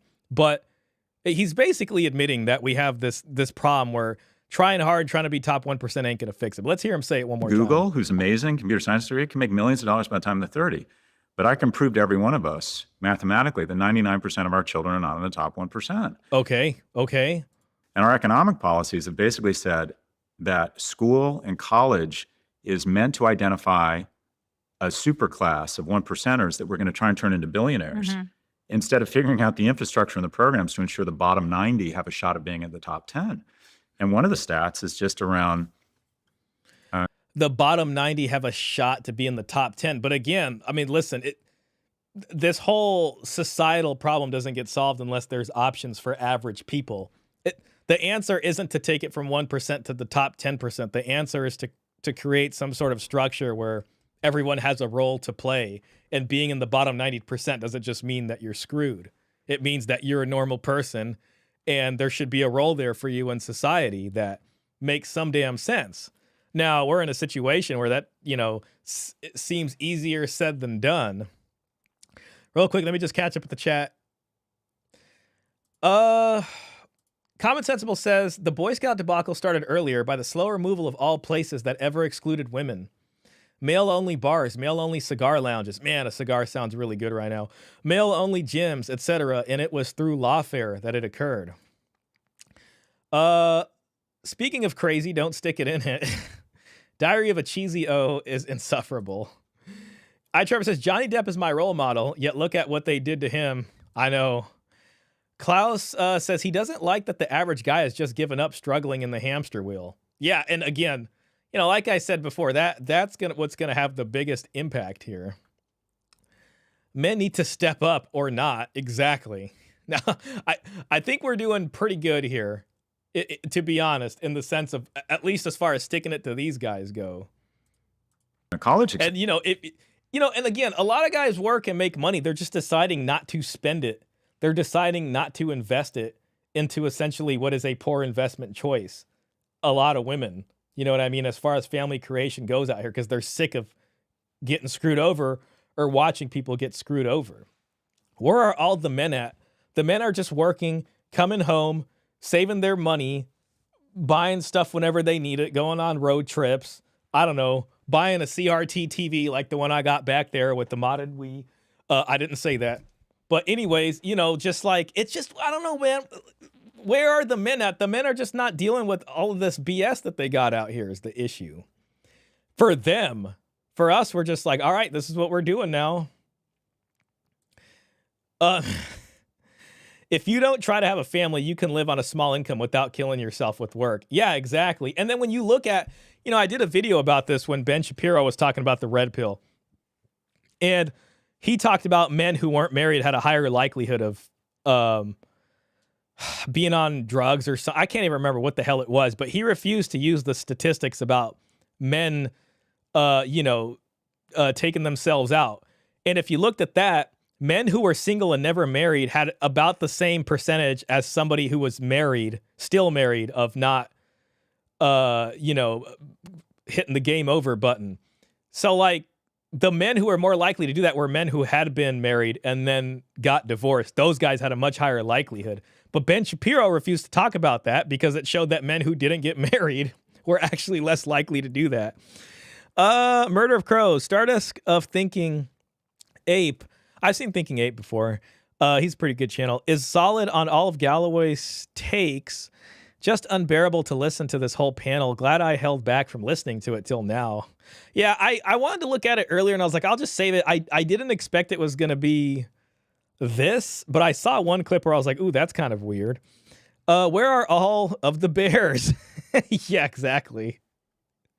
Acceptance. When I applied to UCLA, the acceptance rate was 76%. Now it's 9%. I was unremarkable for whatever reason. Prefrontal cortex. Oh, let me hear about that. Around shot at being in the top 10. And one of the stats is just around college acceptance. When I applied to UCLA, the acceptance rate was 76%. Now it's 9%. I was unremarkable. 76%? The acceptance rate was 76% back in his day. Now it's 9%?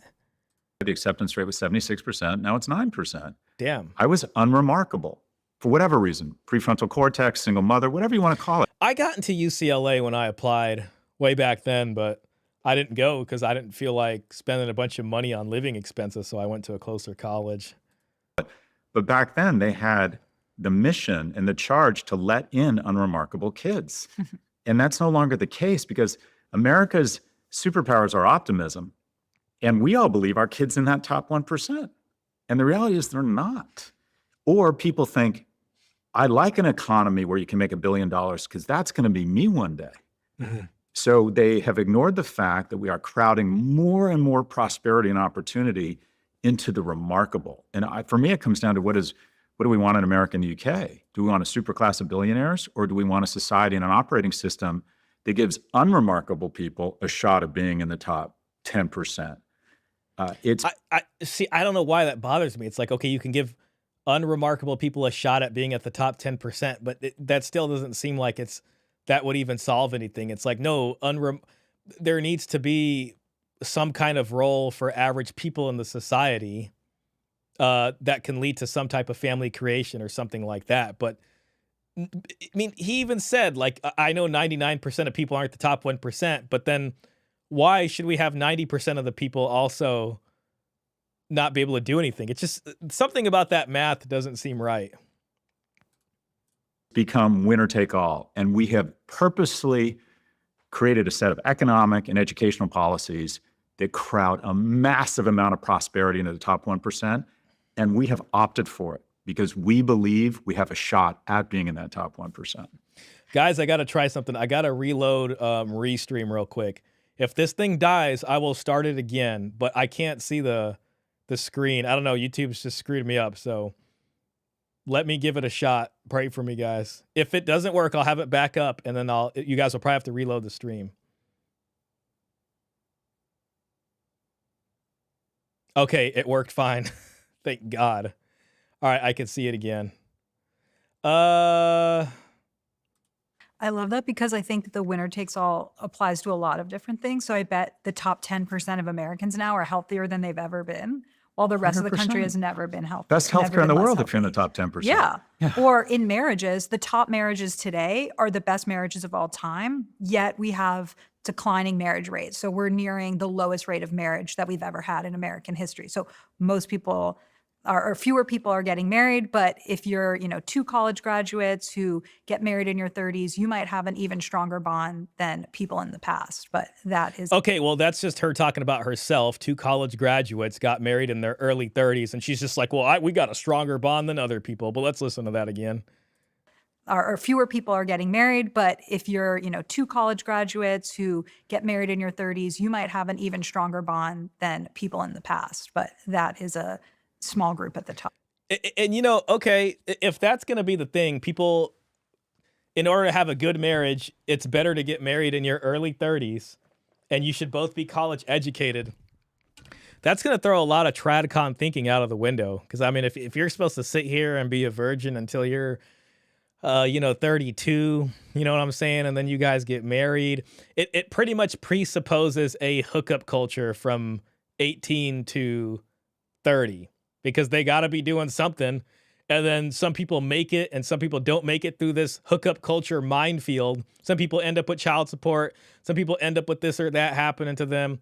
Some people get all types of emotional bruising and scarring from that. But this small percent of people who navigate the minefield and they both each have experience and they got their college educated and they managed to avoid family court and child support could somehow get together at 32 and 33 after leaving a field of just bodies behind them, essentially. And then they're going to have the strongest, just most amazing marriage ever. And by the way, I mean, she's been married less than 5 years, but okay, fine. Klaus says, that's stupid. Average people need a way to live a decent life, even if they take the risk of having a family. Yeah, and that's where they're talking about birth rate and all this stuff in the beginning. She herself mentioned it, fertility.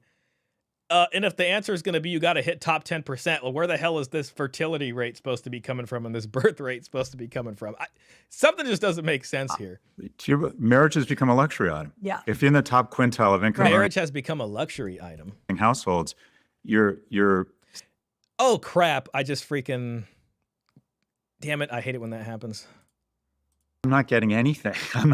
You're no longer a provider. And by the way, out a way to maintain a woman's professional trajectory once she decides to deploy her ovaries and have kids. Deploy And her there's some ovaries. We're right here. Or people think, I like an economy where you can make $1 billion because that's going to be me one day. No. So they have ignored. They're not in college. The reality is there just aren't, for a lot of reasons, a host of reasons, a lack of male involvement in kids' lives is a big factor leading to this. There are other factors, there's socioeconomic factors, there's biological factors, there's a lack of vocational training, there's outsourcing of many of the jobs that made a man's path to the middle class viable. Okay. I mean, that's a controversial thing to say. I'm sure it used to Girlfriend said, "Do you want to go horseback riding?" You take me horseback riding. I don't know if men would be comfortable. be raised in the same way as girls. I'm seeing, I've got a mother at home, don't have a father. I've got women at school, don't have Kindergarten teachers a mother at home. Involved in a boy's life that isn't theirs for fear they're going to be perceived as something's wrong with them. I was thinking that. So Shit, if I we can't have less remember where men we're in the at. home raising the children, and then we go to school, and the stat says that 72% of teachers in middle school are women as well. There's no men at school either. It's no wonder that boys are struggling so severely. Have male teachers. Yeah. And there's just no men in their lives. After school programs being canceled, no women, you're going to make more money than the top 10% did 10, 20, 30. If you end up at Google, you're going to make All right, here we a go. kid at Google but back then they had the mission and the is just around college acceptance. When I applied to UCLA, the acceptance rate was 76%. Now it's 9%. What do you want to call it? Well, kids. And people think today. All right, she's going to talk about her marriage. policies. A lot of Americans now are healthier than they've ever been. Graduates who get married in your There we 30s, go. you might Sorry have about an that, even guys. stronger bond than people in the past. But that is a small group at the top. Marriage has become a luxury. Okay, item. perfect. If you're in the top quintile of income Right. earning households, you're 75% get married. If you're in the bottom quintile, only 20. Man, I swear to God, that almost sounds like a hidden dowry system. If you're in the top quintile, it means both of those families have assets. You see what I mean? And if they're marrying each other, then it means there's some type of asset transaction, or at least both parties are coming into this marriage with, they're in the same class, basically. And when we talk about dowry, the point of the dowry is that it incentivizes people who are in the same class to pair with each other, which creates a long-lasting marriage, as opposed to love marriage, or, you know, this kind of romance love detection thing we've had going on, where a guy's supposed to be a protector and provider, and then you elevate this Starbucks barista to marry some athlete and then gets divorced. Who the hell was that? Who's that one guy? Coach Greg Adams just did something about an NBA guy, and he tried to pay his child support earlier. I don't know who that, like, this guy's an NBA player. I don't know who this woman is that he impregnated. I'm guessing probably nowhere near that. So this little small, whatever the hell percent of marriages that are happening amongst people that are in the same class and high up there. If you're in the lower quintile of income earning men, only 1 in 4 chance of getting married. Yeah, because these women don't want to marry within their own damn class, and they consider themselves to be in there. That's stupid. Average people need a way to live a decent life, even if they take the risk of having a family. Klaus says that is pure projection. The average marriage age is already around 30, but the divorce rate only declines slightly. Not working with the stronger bond. This has huge impact on our society because we know that married people are healthier, they're wealthier, they live longer. When couples are married, they actually have lower rates of child poverty. And so this has huge implications for our society if we're having fewer marriages, especially when you think about having fewer babies. I want to get into dating and marriage and love and all those things. One of the things that really shocked me as I was preparing for this conversation was this graph. Because Okay, reverse gender pay gap. Oh, hell. All right. So the gap's finally reversed. How about that? Girls pay for people age 16 to 24 in full-time work. The Times and the Sunday Times source CSJ analysis. So we got women here making 26,476 pounds versus men at 24,000. this isn't the narrative that we hear. Can you both see this one? This is the reverse gender gap. Oh, yeah. Gender pay gap graph. Right. And it shows that young women are now out earning young men. That's not what I heard.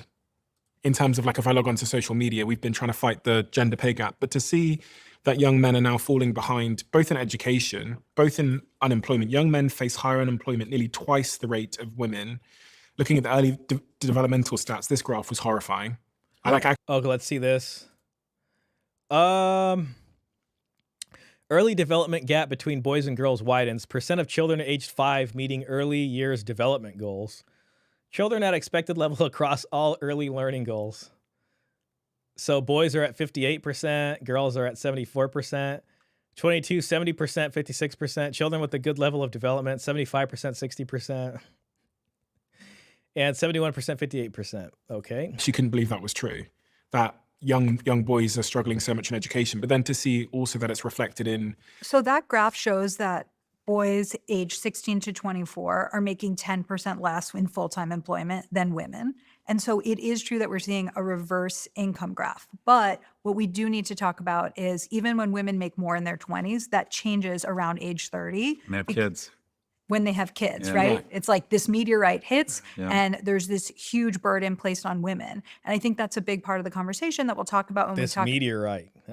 about dating is women still feel like they have to have, do all the household chores and raise the kids, but suddenly they have to earn a full-time income too. 100%. And so many of the gender roles are changing. And so, God, here this yes, that comes. graph is true. We have seen since 2020 that there's a shift, but I don't want to just say, oh, women are making more in perpetuity, because as soon as there's kids involved, they pay the price. Do you know you said that They women pay the price, not the family. A meteorite hits the woman. feel the need to then also earn a career and all those things? They got to do all the household chores. I still don't buy that one. I think men do plenty around the house that's just not acknowledged. Let's see here real quick. Let me pull up the chat. Vapor says it's almost like men and women have different needs for their upbringing. What a concept. Exactly. Where did that come from?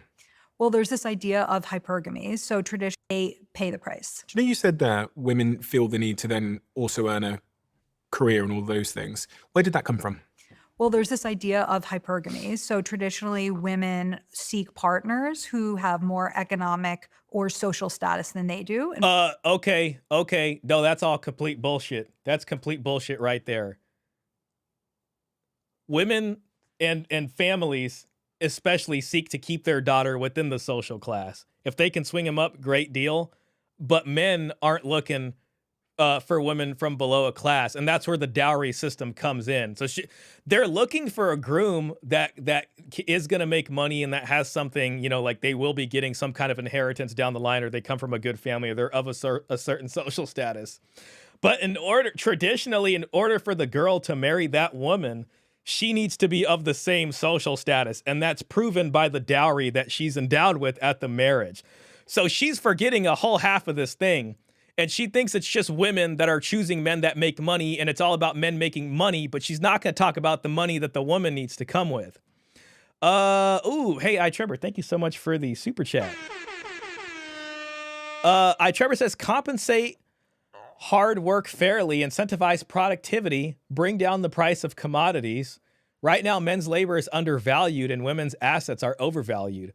More labor from men isn't the answer.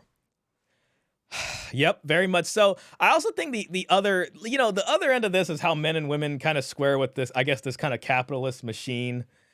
And it's like, at the end of the day, if families are going to have children, they're going to get married and have children, then listen, if women are going to be working and we want women working alongside men, then something needs to be done to accommodate when a baby's born and who works and who doesn't and how all this stuff goes. But you know what I mean? Whether that's long or maternity leave or something, now that will affect companies negatively because they probably don't want an employee out for that long. And that's probably why, a lot of parents, probably one or the other, is going to have to make a decision about who's going to stay home with the kids. And typically it's going to be the lesser earner that does that, in my opinion. Murder of Crow says, now she brings up hypergamy but misses the point. Imagine that. Yeah, exactly. Meanwhile, women are out here taking half the jobs for men. How the hell are they supposed to find men that are making more and all this shit? And then if women are going to have kids and they make less money, then why the hell are they trying to marry guys that make more money than what they were making in their careers prior to that? Just be with the guy that has a job if you're going to be at home not working. So there just seems to be this sort of like entitlement that's associated with this whole thing. for most of human history, this worked because men had the resources. And so there was sort of this arrangement where women could often marry. Okay, so men had the resources, but let's forget about the dowry here. Let's see what she's got to say. Had the resources. And so there was sort of this arrangement where women could often marry someone who is more educated or earned more. But over the last 50 years, that's really changed. And so what I'm seeing in my work, working one-on-one with women, is that when they say that there aren't enough good guys to go around, that's actually true. So we now have this huge mating There's not gap. enough good guys to go around, and it's true. Man, this is just such BS right here. Where we have these high-performing, The women have changed how they operate in society. They take half the jobs away from men. There's double the labor in here. Wages are down. It's equal now, and they're not going to want to marry a guy that makes as much or even a little bit less than them. They want to marry guys that make more than them, so they're going to be like, there's not as many good men. She really needs to figure out how to describe that situation without having to use the word good here. She needs to say is women want men that make more than them, but they still want to make their own money. Women want to live by this, his money is our money, my money is my money, which is complete bullshit. And like that's like the one thing that really needs to be taken down right earning there. women that have done the work and gone to therapy and work out, and they're ready for their great partner. These women that have done the work and they go to therapy and work out and they're ready for their But great partner. they're not able to find enough guys who are available. And They're all going after the same guy. They're all getting ran through. They're all giving it up. We all know if that. this is a problem now with the women I work with in their 30s, we are going to be facing a much more severe crisis 10, 15 years from now. So currently 60% of college enrollment is women, but soon it's going to be for every 2 women that graduate, it'll be 1 man. So that means Oh my God. Men need to step up, work 3 jobs to make more money. Yeah, and do the housework. They get the jobs because of DEI and other systems as well. Everyone was focused on race with DEI. When DEI benefited women the most. Yeah, that's an interesting point. Klaus says, and then they complain they don't do housework after the 3rd job. Yeah, exactly. It's all bullshit.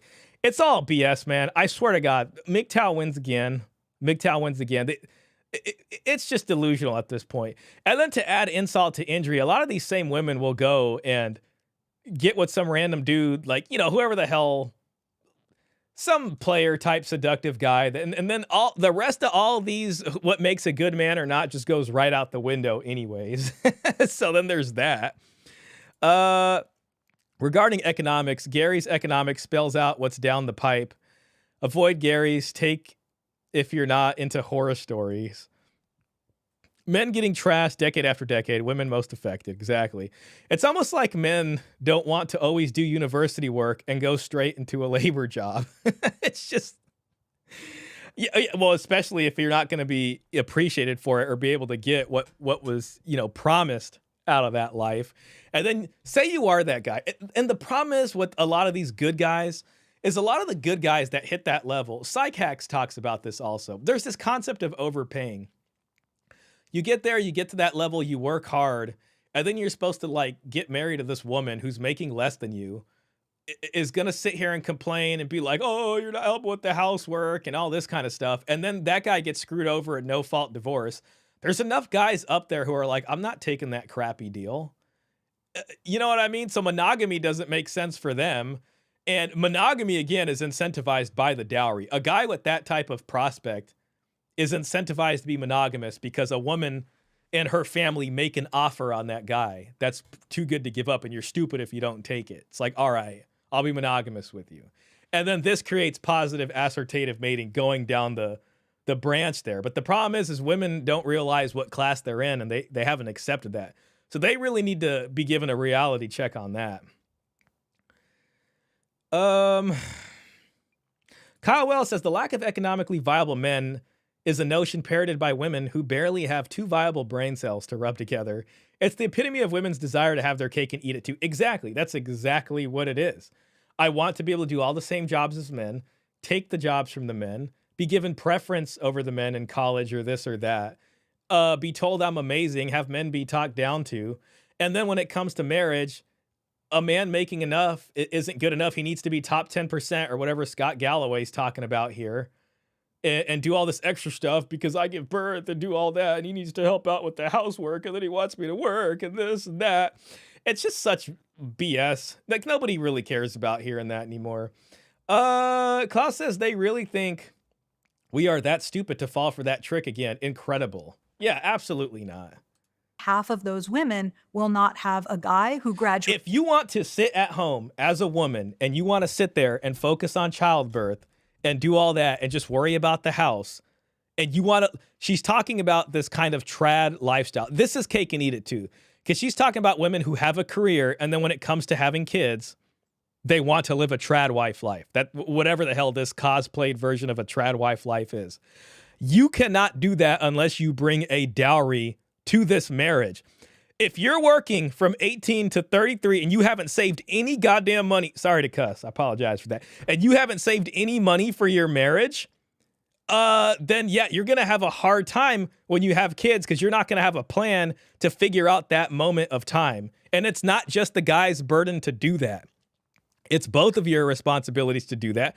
He will continue working as you're nursing and doing these things for the kids. Meanwhile, the money you saved while you were working from 18 to 33, which I know you saved because you're not irresponsible, is going to be used to help buttress some of these expenses and the household and all this stuff while you're at home, you know, with these kids from 0 to 7 or however the heck old they need to be. And beyond further than that, I mean, having a relationship with your parents and your extended family used to be part of the game here. And they, you know, everyone helped out with taking care of the kids, you know, grandma or something like that. And in return, the elderly get taken care of by their kids as well. I mean, we're so damn far away from this. It's spiraling down. It's spiraling down.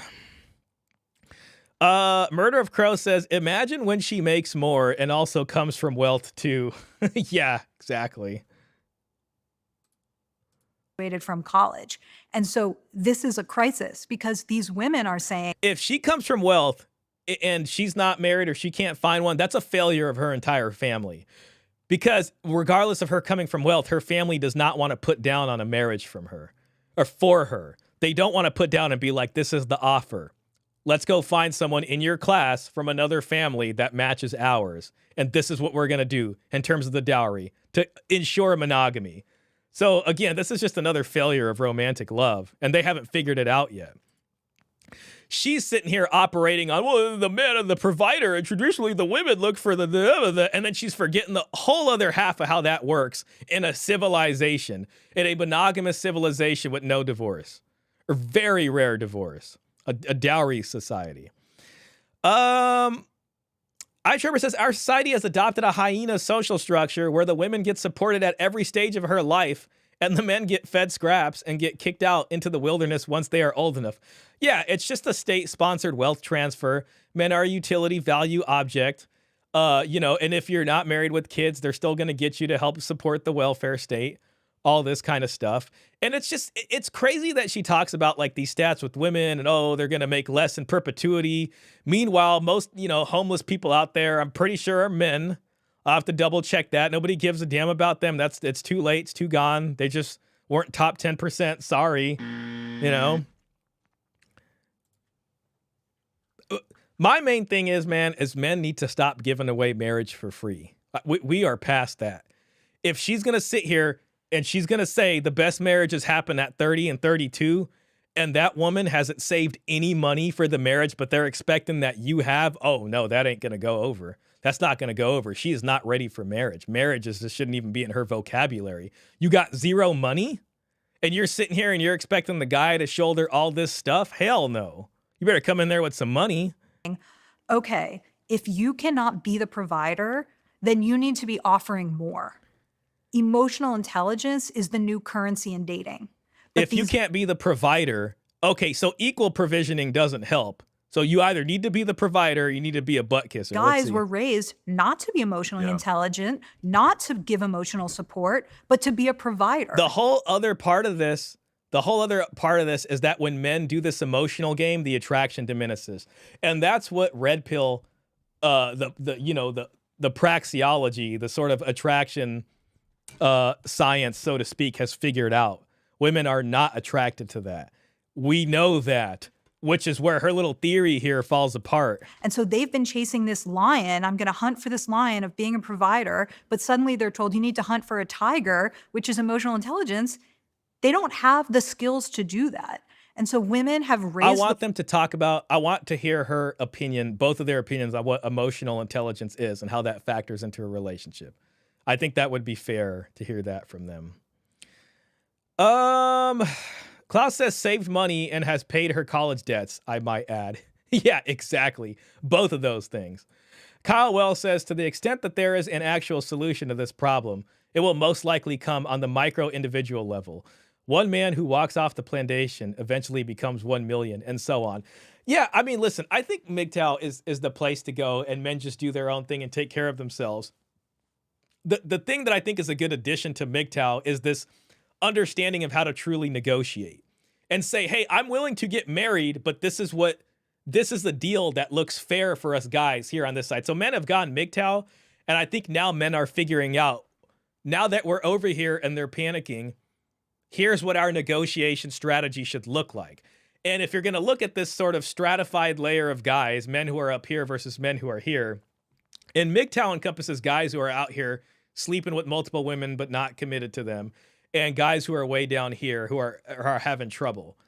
But as the guys up here start to figure out, if I'm going to do this monogamous thing and if society wants me to do that, this is a deal that makes sense, and this is a woman that's worth marrying. She needs to come with this, and if she doesn't have it, then her family needs to give it to her when she gets married to me. And until they figure that out, and it's like if they want to lock those guys down and they take that deal, then it should start going down the line as a positive assortative matching system right there. So we got to remember exactly what a deal for a marriage looks like if we're going to take that route. And hell, in this gynocentric family law system, it's still a big ass risk. But at the very least, coming with nothing and expecting men to provide everything, those days are gone. Murder of Crow says, your analogy is striking to Trevor. Dominant female hyenas have pseudo nuts also.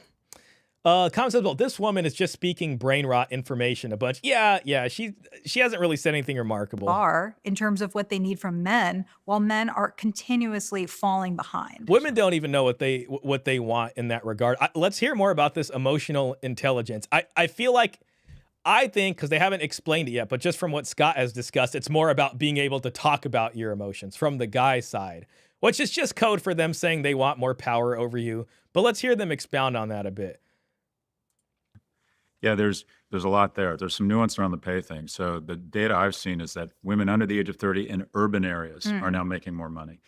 But to your point, the moment they have kids, where corporate America has really failed is it hasn't figured out a way to maintain a woman's professional trajectory once she decides to deploy her ovaries and have kids. Deploy her ovaries and have kids. And there's some data saying, okay, 2/3 of divorce can be reverse engineered to the man starting to make less money. When the woman in the relationship starts making more money, they become twice as likely to get divorced, 3 times as likely to use ED drugs because the guy loses a sense of purpose and self-esteem.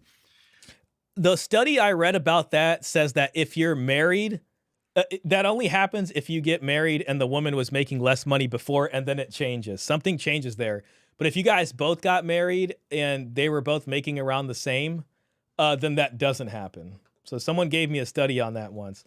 Kyle says, emotional intelligence is to stupid women what body positivity is to fat women. When you don't have the real thing, you just start making stuff up to accommodate your deficiencies. Yeah, I mean, it just sounds like a bunch of goalpost stuff. And it's like, the stupid thing about that is the woman gets to sit here and be in charge of the goalposts of what emotional intelligence is. It's already a recipe for disaster, just off the face of it.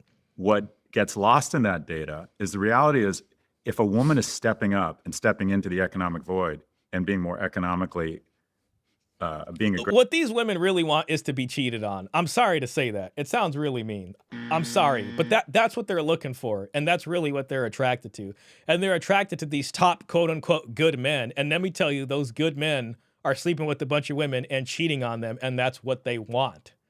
You know what I mean? That's what they're attracted to. It's not some guy that's going to sit there and be all emotionally this and that with her. They're not looking for that. Believe me, men would have been willing and have tried to do that many times, and it doesn't work. Vapor says men are falling behind because we are trying to look to support ourselves for the future and don't want to force things and get screwed over later on. That's exactly what it is. Most guys are like, hell no, I'm not getting screwed over with the gray divorce or living in some dead bedroom situation where you pay everything and then it all goes to hell. And she literally, they brought it up in here about the lottery winner effect. The lottery winner effect is what happens to these women who marry guys who are these good provider guys. And she doesn't bring anything of value to the marriage. No money, no financial, nothing, no dowry. So it's like she won the lottery because she found this guy. A year later, they get bored with it. And then you're in dead bedroomville. And then she starts thinking about how amazing it was in college. And you know what I mean? How, all these crazy times she had and how she misses that. And then the guy finds that, in her text messages with her friends. Then he's calling John Deloney and he's asking John Deloney about it. And then John Deloney's going to say, well, you knew about this though, right? And maybe it's something with you. And then that's where it's going to be. So true about emotional intelligence. Not so much the concept itself, but the people who throw the term around. Yeah, it's just another power grab. Greater economic contributor, then logically it would make sense. Being a greater economic contributor, then logically it would make sense that men need to step up logistically. And I think what a lot of women are saying is like, okay, I'm not getting anything. Men need to step up logistically. And I think what a lot of women are saying is like, okay, I'm not getting anything. You're no longer a provider. And by the way, you haven't filled that void. You haven't made up the delta. So It's crazy because you can say men feel the same thing when it comes to marriage. You're not providing anything. What the hell's the woman doing? What is she bringing to the table? Hey, Paul and I had a whole discussion about this. You will have women out here straight up say they are the table and it's not their job to bring anything. And how do you even dare ask them that? there's some nuance around it. What Yeah, this guy, man, I don't know, man. Damn, we're 30 minutes in. We got another 2 hours of this. He's not, man. This ain't it right here. This ain't resonating. Also, I think it's important to say is that if women are better students and showing the discipline and the skills to go to college in an information economy and making more money, then okay, good on them. Yeah, start bringing some money to this marriage and get used to paying bills. Just as for whatever reason men made more money, maybe it wasn't fair, but it's not a crime against humanity if women have the skills to make more money. What happens though is it's a problem when they don't want to share that money with the family, and there's no familial sense of duty here, and you just expect men to do that while they're hoarding that money for themselves. The second order effects that you're talking about, and that is, and we don't like to talk about this, 75% of women say that economic viability is hugely important in a mate. Only 25% of men. For men, it's not a criteria. For women, it is. We're about to change that, Scott Galloway. That's changing, and it's starting here on This Is Shah's channel. Sorry. We're resurrecting the lost wisdom of the dowry and how that affects finances of family planning and marriage, and it's going to become a criteria, just so you know. Chris Williamson of the Modern Wisdom podcast, he has this great stat, or he calls it the high heels effect, and that is 50% of women say they won't date a man shorter than them. I'm curious what you think, but I think it's more like 80%. I think it's an embarrassing thing to say because just instinctively, women feel like they'll be vulnerable during gestation and they want someone they think physically could protect them. If we're going to go with instincts here, then we got to let men go on their instincts also. I mean, if it's just about instincts and at this point it's okay to have these instincts, then, I guess it's going to have to go both ways here. Klaus says, yeah, but if the woman has a rich guy, she can have a personal trainer for all the things she misses in the marriage. Yeah, exactly. Economic viability be damned. The Common Sensible says they refuse to acknowledge how incredibly selfish and conceited women have become. Even Charlie Kirk stated recently, this massive issue. These people are completely clueless about skills and education. He hasn't brought it up once. Like, listen, on the one hand, if women can make this money and do all this stuff, what is she contributing financially to this marriage? She should be. If women are having a hard time out here finding a good man, they need to rethink their offer in order to find this quote unquote good man. And part of that's going to involve some type of dowry-esque thing into this equation, which is like, hey, I saved up this much. I'm not talking to private jet guy over here. I'm talking to normal people who are in my class. And this is how much I'm looking at for a house. I got 100,000 sitting here on the side. This is what I make. Here's my finances. What's yours? Let's talk about how we would plan this out and what marriage and the family planning here looks like. Instead, we got this Hinge lady over here who has access to all this data, and her solution is to men need to have more EQ, and if men aren't going to be the providers, then they need to bring this. Okay. Kyle Wells says, I believe the statistic regarding income disparity predicting divorce was when a woman starts bringing in greater than 60% or household income, the couple is about 40% more likely to divorce, known as the 60-40 rule. That's interesting. That's interesting right there. Yeah, the one I saw was that if they both went in and they're, whatever it was, even if it was less or whatever, but they both got married based off that, then there wasn't much change and things like that. But if it started off with the guy as the provider, probably because he's a gynocentric tradcon and believes that his protect and provide, and he's been leading with his wallet and leading with his money, and probably really doesn't know much about actually seducing a woman. So he's sitting in there and like, I did this, you should like me now. And then when he starts getting out-earned, it really affects things in the bedroom. Nick Defy says, I think a lot of men are feeling that way about society in general. What is it bringing to the table? Especially, that's true on a collective level too. Especially men working dangerous or just shit jobs that women don't do. Yeah, I mean, that's definitely true. And this is where you get a lot of guys trying a lot of different things, whether it's going MGTOW or some guys are, they'll become passport bros or something and go somewhere else. Murder of Crows says buzzwords, no substance at all. Exactly. Hey, Ahmed, welcome in, bro. Med says, what's up, Shah? Just chilling, man. Great to have you in here, bro. Murder of Crows. Galloway bringing up Chad. Chris Williamson, can you believe? I just think it's hardwired into them, even if they don't know it. Women, metaphorically, are getting taller every year, and women made horizontally and up, and men horizontally and down. Right. Man, something about this, like this as a given, needs to go away. Especially when it comes to mating, because the truth is that marriages happen from here just horizontally. This is what dowry did, and this is what dowry did for thousands of years, all the way going back to Troika in ancient Greece, Dos in the Roman Empire, all the way through United Christendom, all the way through, you know, very, very relatively recently. That's what dowry is designed to do. So no, you're not right about that. Men do not mate down and women do not mate up. People mate across the sort of status hierarchy here. And the check on that hypergamy, if you're talking about animals, all right, listen, if we go straight back to animals and we're not in a civilization, we're playing by animal rules, then okay, I guess Scott Galloway is right. But if we live in a civilization, which I think that we do, then no, there's other stuff that go into that. Galloway, let's see, I read that one. Vapor says, I'm realizing more that people discuss these specific topics, look from it from one point of view and not a complete overview from a more objective basis. Why instincts if you can just use logic? Yeah, I mean, are we not human over here? Great point, Vapor. Murder of Crow says, why not go hiking and find a bear? Yeah. And when the pool of horizontal and up keeps shrinking, they just have, so this notion, a ton of great women. This guy, I don't know, man. This guy just seems like, for all the data and all the bean counting these people do, it seems like they're mostly getting their stuff from just watching different stuff on the internet, a kind of loose understanding of red pill stuff or manosphere stuff or whatever, dating stuff. And they're just kind of trying to jam it into, they're trying to jam a freaking circle peg into a square hole right now, and it ain't working.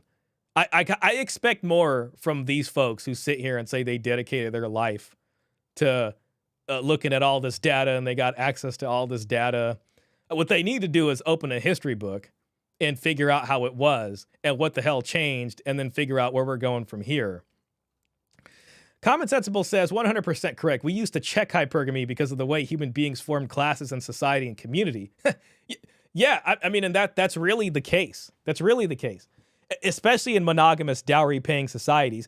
And even if you look at polygynous bride wealth-paying societies where the man's side pays the woman's family bride wealth amount so that they can replace her in that family, those women aren't sitting at home not doing anything because then they have the babies. No, they're on the field working.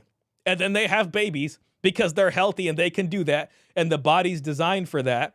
And, you know, people are working together and they're on the fields working hard. Women have always worked. I'll say that for sure.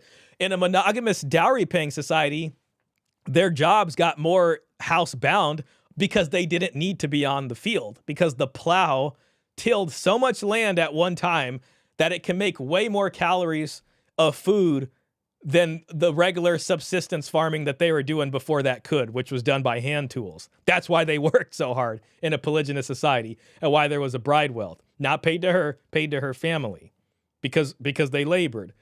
In a dowry-paying society, they were more housebound because they didn't have to be outside, because the plow did so good of a job. And then that's what led to stratification, monogamy, and all these kinds of things. So they are missing a key point of this whole discussion.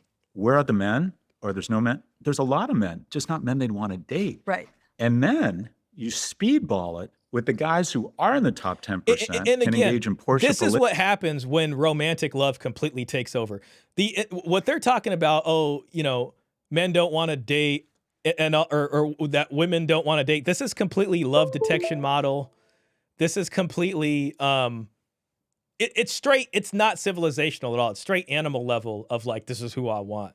You know what I mean? And it's people using short-term sexual appeal to try to lock down a long-term marriage situation, which is just fated to fail from the very beginning if that's what your entire criteria for selecting a spouse is going to be. And civilization knew that. It knew that for a long time. So, you know, what he's trying to do is he's trying to find a solution that accommodates the sort of animal aspect of the sexual nature. And it's not, I don't see that working. Kyle Wells says Galloway actually has a fair grasp of the intergenerational conflict and why millennials would unplug a boomer's life support to charge their iPhones. But he misses the mark when it comes to the sexes. I'll have to hear some of his other stuff on intergenerational stuff. The intergenerational stuff, again, is important because, again, going back to a dowry-based society, a lot of that is inherited wealth that's threaded through, and they have a specific way of doing it so that some of the inheritance happens at the marriage through the woman's dowry, and then the other part of the inheritance happens when the son gets his later on in life. So it creates these different checkpoints that help families go. Common Sensible says people used to marry because of religion, race, class, then learn to love or found love in some regard within that. Yeah. And that, I believe the word for that is called endogamy. That's where you marry within a specific group. It could be a religion, it could be a race, it could be a class. With the dowry system, it could be multiple of those, but specifically class especially. And again, it doesn't mean that love doesn't exist all the way. It just means there's a check on when love goes from something that maybe is good to attract people to something that's completely foolish and crazy, where you like lose your mind, basically, where you're love drunk. Like within a class and within a group of people is a certain amount of people. And it's basically saying, hey, look, if you're going to get married, choose between this set of people. And within that set of people is probably going to be some people that you like more or that you like less. And within that, you could try to find a long-term pairing when we're talking about marriage, not short-term. But if you're going to sit here and you're going to be some successful businessman or some NBA player, and you're not looking within your class, and you're going to sit here and you're going to pick up some woman that you met on IG who's showing her booty and probably doesn't even make that much money regardless, and that's going to be your choice, yeah, that's not going to work out. That's just a completely irrational decision right there. Polygamy. They can get, with the guys who are in the top 10%, can engage in Porsche polygamy. They can get a date every goddamn night. Yeah, and then he needs to, there's a double question here, which is something that should lead him to the dowry. If these women are trying to get with these guys that are up here, why aren't the top 10% deciding to settle down and choose a monogamous marriage? Why is that? If he answers that question, he will understand it's because monogamy is only incentivized for those guys if there is some kind of contribution or offer made that signals a certain class status from the other family, from her herself. And these women that are on the bottom with their jobs or whatever, that are looking for guys that are way above them in class, because that's what this top 10% means. He's talking about average women trying to lock down a guy up there. And they bring nothing other than, hey, this is my job, but I have no savings. I have nothing. My family's given me no money. I don't come from a family that has any status. And I want you to sit here and be monogamous with me. It's not going to work. Murder of Crow says dowry is to compensate for the ick, and in turn, men's exasperation from trying to compensate for all her emotional literacy, i.e. insufferableness. Yeah, well, nowadays, there's just nothing there. There's just like, you need to have all this EQ. Trevor said, just imagine how much higher a woman's standards would be if they did not have a biological clock. Yeah, that's true too. Which does not encourage long-term or very good behavior. So the guys they all want are not incented to enter into long-term relationships. Okay, what does incentivize them to enter into long-term relationships? You should know, Mr. Galloway, there's been top 10% men in civilization for a very long time. It's not like this is supposed to be some mystery. How come Mr. Scott Galloway hasn't answered that question yet? The bottom half of men are literally shut out of the mating market. Mm-hmm. And so this is a question of monogamy and about what drives monogamy. We always kind of, and this goes to your bailiwick, kind of portray men as the predators and the idiots and they just got their act together. There's something strange going on in that as online dating.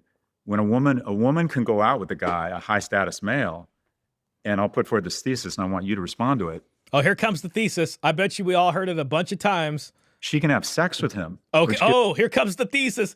Here comes the thesis that this professor guy came up with. Oh, after all this data and research, I came up with this thesis. This didn't come from the manosphere at all. gives her the impression that's her weight class for a relationship, but he's not interested in a relationship. And then she basically decides the bottom 90 Who came up with that? Is this his thesis? are no longer in her weight class. And you can't tell a woman to lower her expectations. Why can't you? But the reality is, Why can't you? I mean, that question right there, I think gets to the root of this. It's because of gynocentrism. Actually, we're going to have to start telling them that, hey, you need to pay attention to your class. and what the data I've seen on dating apps is that all of the women want the same few guys and they shut out the rest.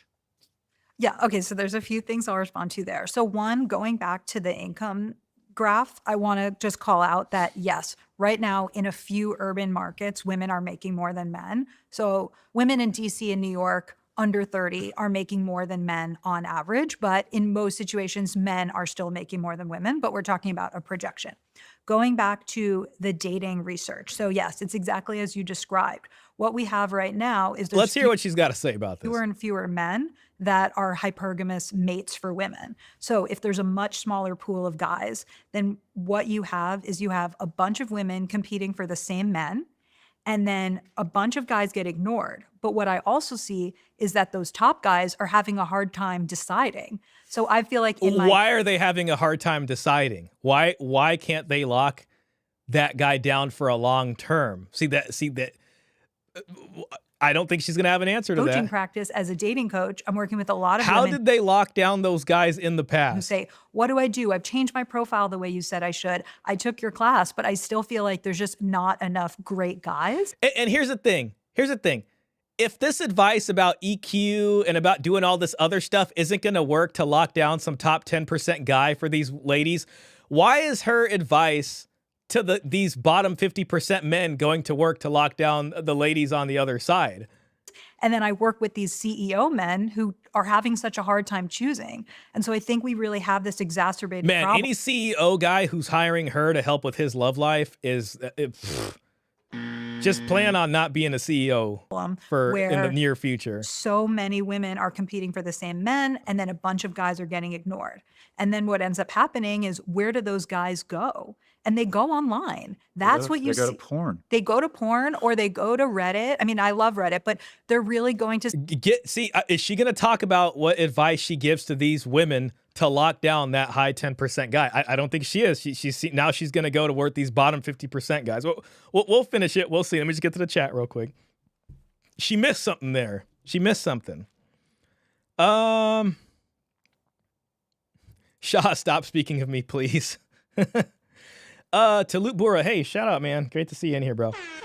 Damn, my bro Shah is full on anti-gynocentrism. Yeah, I mean, gynocentrism is essentially what is the root cause of all of this. And this is where tradcons get it wrong. This is where alpha red pill gurus tend to get it wrong too. And that is what really needs to be rooted out here. Vapor says, we can't tell women to lower expectations, but we can tell men to lower expectations. That's crazy. Exactly. Thank you. And these are the people who said they want equality. Murder of Crow says, Superman couldn't. Indiana Jones didn't either. How many pro ballers did? I'd like to know. You can't tell a woman to settle because of the same reason you can't tell her she's overweight. Anonymous. Hey, Anonymous, man. Great to have you in here. CJ recently referenced $700 for one of his JUCO transactions. Man, CJ's been having some amazing streams. I was watching some of his streams last week, and he was going in on the sort of red pill ragers and a lot of those panel shows that just cater to red pill rage. I thought it was really interesting stuff. I even saved one to react to. So he's been interesting lately. Kyle Wells says, having a hard time choosing implies that they're actually seriously looking to make a choice. Exactly. And they're all going to say they're having a hard time choosing, because what is this guy going to say to this woman when she says, how come you don't marry one of them? Is he going to say, because they're a bunch of women who've been sleeping around, I don't need them, they're not on my class, why the hell would I?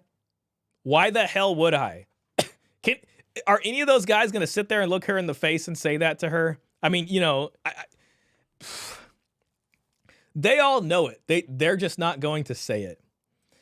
Trevor, Kyle Wells bullseye. Absolutely. Klaus says, so the women have a hard time to choose a guy with less income, almost as if they don't have enough emotional intelligence to understand. Exactly. So if she can't solve this problem of getting these top tier guys to commit or telling these women how to get these top tier guys to commit, she's not going to be able to solve the problem of telling guys to be, how to figure it out with these women or whatever. I think it's just, that's it. At best, I think she's just going to blame those guys for not doing it because they have too many options. Kyle Wells says, if you're completely awash in optionality, it's not obvious that you're chomping at the bit as a man to settle down with one ASAP. Vapor says, I'm having a hard time choosing because none of them are up to my own standards. Pretty much. Some of these red-pilled communities. And so what you're seeing now Yeah, but from both sides. is just... Oh, here we go. That's what you see. They go to porn. They go to porn or they go to Reddit. I mean, I love Reddit, but they're really going to some of these red-pilled communities. And so what you're seeing now is just men really opting out of society. So when you go back to that stat, 1 in 7 young men in the UK is NEET, not an employment, education, or training. They have just opted out. And as Scott says, there's what does this have to do with women trying to get the top 10% of guys to invest into a long-term commitment with them? Let's forget about just sitting here and beating up on these 1 out of 7 guys who are needs. Scarier It's not what we're doing. than a single man, a young single man. And so we are just creating a lot of these angry young single men. She has completely sidestepped the conversation. She sidestepped the conversation of what the real challenge is here. Why won't those top guys commit to those women, and what can those women do to be able to do that? Now she's just focusing on that.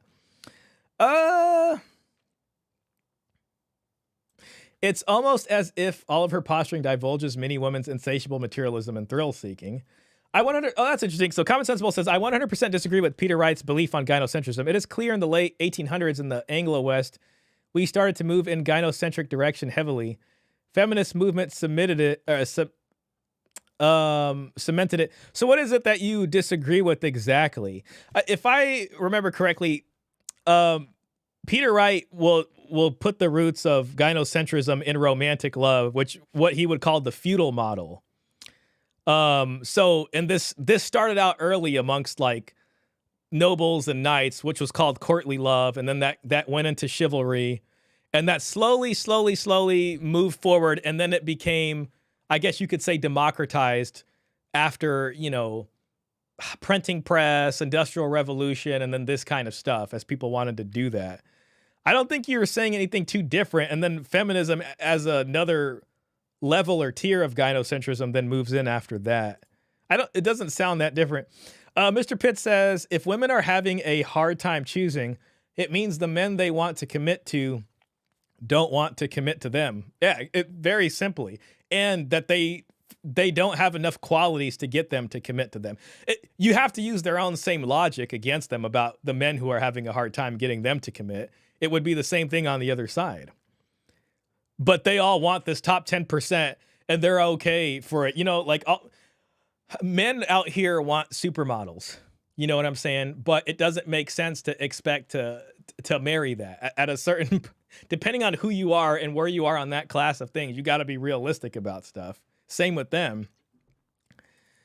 Then America exported it to every country through the UN, sanctions, threats, etc., especially since the last 20 years.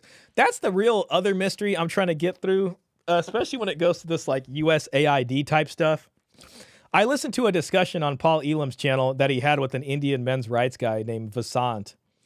And Vasant was talking about how a lot of things like dowry deaths and bride burning statistics in India are actually fabricated and made up.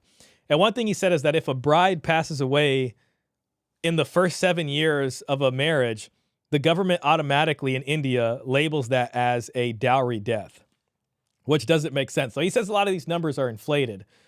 I personally believe that they have, if that's true, they have an incentive to do that, because what they're doing then is they're saying, hey, look how bad it is here. Give us more USAID money. UN, give us more money. See, we have this problem here. Give us more money.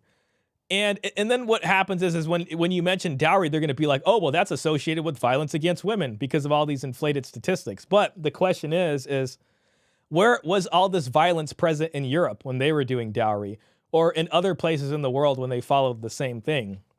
Or is it wildly out of proportion in India? If it's wildly out of proportion in India, then that could mean we're looking at a case of inflated statistics. So it was an interesting discussion there. But I do agree that definitely there is this game that's being played where, you know, money's funneled in order to do that, and incentives are given to states. You know, you kind of saw that with different states also who have banned dowry and stuff like that. I think it comes in from this kind of bribe to either get money for development or whatever it is. I think it is more of a result of foreign influence. Mr. Pitt says, Mike Sartain said there are actually 3 genders: high value men, low value men, and women. Yeah, I'm not a fan of that, I'll be honest. Murder of Crow says bards and poets of times of yore pushed romantic love then as now. Yeah, and those bards and poets were kind of like the seduction artists or the kind of pickup artists of their time, basically. You know, milady. Who are saying, well, this is rigged against me. And so that's why I am worried about the rise of people like Andrew Tate. And if we wonder where are the dads, where are the men? Well, men are finding these father figures, but they're finding them online, and they're not the Yeah, she's talking about a symptom, not the root issue. father figures that I would choose for the majority. Until you fix some of this stuff, Andrew Tate and people like that aren't going away. And so I'm really worried about this because I feel like women are saying, guys, you need to step up because I can provide and I don't need that from you. And guys are not prepared to rise to the occasion. Provide for yourself or provide for the family?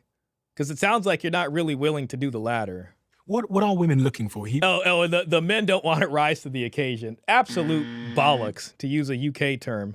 Absolutely bloody bollocks. Common Sensible says, from what I understand, he believes we were gynocentric in those periods of time. I could be wrong, and I accept correction if I am. I don't believe we were. It was what you said. It was what you said, the evolution from that. Yeah, from courtly love. I think he agrees with you on that. Before that, it was different, and then courtly love sort of came in at these upper classes. And then that, you know, chivalry went from being a kind of knights, you know, a different sort of militaristic thing to this kind of love service model where, you know, a guy would go into the service of his, a lady, basically, and it took this kind of what he would call a feudalistic approach, I guess, meaning like it's almost like a peasant lord sort of relationship, except applied to love. And then, you know, as we go through time, it starts to get democratized and you start to see these, you know, when the printing press is made, aside from like Bibles and stuff like that getting printed and different, you know, things like that, another thing that was pretty high in demand were tales of these chivalric tales of romantic love and things like that started becoming popular. So it started to affect the culture and all these kinds of things, and industrialization and I think feminism and all this kind of other stuff really brought it to the forefront. Trevor says, I can't provide for myself just fine, bimbo. Just not up to your expectations. Exactly. Scott talked about height. Yeah. So I would say, you know, I work at Hinge, but I do think that apps have perpetuated this issue around height, because if you can set your height filter to something, then you might set it higher. And then it's as if you have the dating app is a club and you're literally having bouncers that prevent a bunch of guys from even getting into the club. So many women in the US set their height filters at 6 feet, but only 14% of men in the US are 6 feet or taller. So what happens to the other 86%? Yeah, what the hell does this have to do with men stepping up? Of men and women are saying, where's my guy? It's like, well, he's not even showing up on your app. And so a huge thing that I push women to do is to change their height filters and just say, there is nothing that proves that you're going to have a successful long-term relationship if the guy is higher. Another thing too, okay, if she's going to say this height thing is BS and women need to stop that, Scott Galloway freaking just brought up this idea of this metaphorical height when it comes to money and all that kind of stuff. Is she also telling women to lower their expectations there and stop looking for these top 10% earners? I'm married to a short king. I love it. I feel like I really found this gem. And I think that How tall is that guy? I mean, because she's how tall? I don't know how tall this lady is. I thought she was like 5'2" or 5'4". I don't know where I got that from. Let's see. I don't know. I thought I saw that. It is kind of looking like another settle situation here. Just going to put that out there. Okay, so she's taller. Oh, wait. Logan, Uri's partner. Oh, I thought she was 5'8". So Scott, her husband, is 5'8". Okay, well then how tall is she? That's what I was looking for. Man.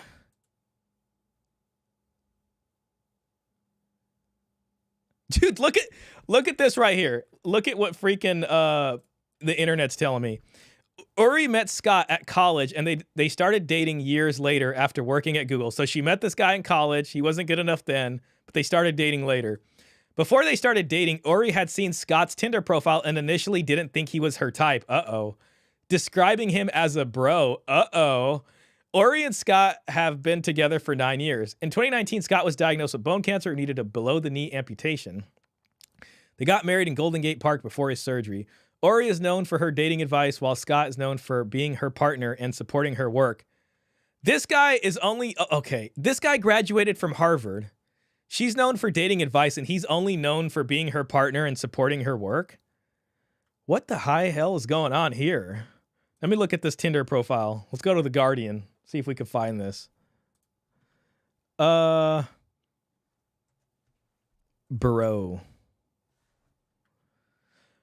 Uri challenges her clients to broaden their filters literally on apps by casting a bigger net, parameters like age, religion, or location, and by remaining open to being surprised. Oh, here we go.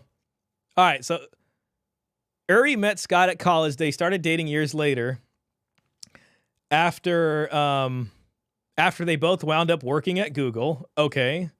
So, okay, fine. But before their paths crossed for the second time, Uri had seen Scott's profile on Tinder and swiped left. In his pictures, he was wearing a cap backwards and a tank top. He looked like a bro, not my type, she says. She would never have thought to put 5'8" redheaded vegan engineer on her checklist for a partner. They have now been together for 9 years. Scott proved nothing like the bro that his profile made him out to be. Instead of chasing the spark, Uri went for the slow burn. Someone who is really... This kind of sounds like a lot of red pill stuff, you know, circa 2013, 2014, like a real kind of wall hitting thing, and then changing... Instead of chasing the spark, which is what she was doing the whole time, i.e. on the apps, doing, you know, short-term stuff, she went for the slow burn. This is the wall, you know, that they talk about. This is starting to change stuff, looking for the provider guy. Someone who is really great and continues to get better. She says happily, that's what I hope for other people. Uri's case is persuasive and her curiosity contagious. She may not be able to bring me around to blondes, but swiping through Hinge after our call, I find myself feeling more open. By restricting my right swipes to big noses, I might not have been seeing past the end of mine. Okay, so she was giving this lady... Gosh, man, Short King is now 5'8". I know. I was trying to find out how tall she was, because my guess is she's probably like 5'4" or something. But yeah, I mean, 5'8" and 5'9" is actually pretty average. But that, see, again, she's kind of revealed herself here. They're looking at everybody as just not good enough, which is complete BS. Vapor says, is 5'8" really short for a guy? I thought that was average. Yeah, 5'9" is average. 5'8" wouldn't be, it's like just below average. It's almost there. LOL. Marcus Gray, men just need to step up and grow a few inches in height. It's not that hard. Exactly. Then you wonder why guys are out here getting that like leg surgery where they like break the legs and make them taller. Desolate Void used to work a corporate job. Hey, Desolate Void, welcome in. Used to work a corporate job with mostly women. They were high earners, but a lot of them dated tall chads that were unemployed, funnily enough. In my opinion, money helps. There you go. But genetics reign supreme. It's going to be hard to argue with you, man. It's going to be hard to argue on that. Like I said earlier, her technique is settling. Great discovery. Yeah, exactly. Like they've made some real... some real just changes in the whole thing. Guys, I think I might limit this stream to 3 hours. I'm supposed to, Paul Elam and Dr. Baskerville, we're supposed to have a discussion tomorrow, and that's at like 9 a.m. for me. So it's like 10 p.m. now. But I do want to read through the comments. Let me I can't even put a poll up because my freaking YouTube studio won't let me open the damn app. I'm lucky the stream didn't die. It's a miracle, honestly. But I do want to read through the comments of this video. So, I mean, listen, we're only 36 minutes in. This video is 2 hours. I was hoping to get through the bulk of this video. But I don't really, I mean, from what we heard in this last 36 minutes, does anybody believe we're going to hear anything groundbreaking in the next 2 hours? I mean, maybe we could save it for another, stream going through more of this, but I feel like that's just going to be nails on chalkboard to a lot of people. You know what I mean? So, yeah, men need to step up, I guess. And men need better EQ. Maybe we'll give it another chance. We'll put this on the back burner, right? Like if we need something, maybe we can listen to the rest of this. I said skip to 1:30. There is a good segment there. All right, let's do that. Let's do that before we call it. And then we'll look at the comments. I'll start it at 1:28. How about that? Really align with, because it's all about books and MailChimp, customer advertising, chatted culture world. Okay, here we go. No matter where I am in the world, it seems like everyone is drinking matches. Can you another advertisement?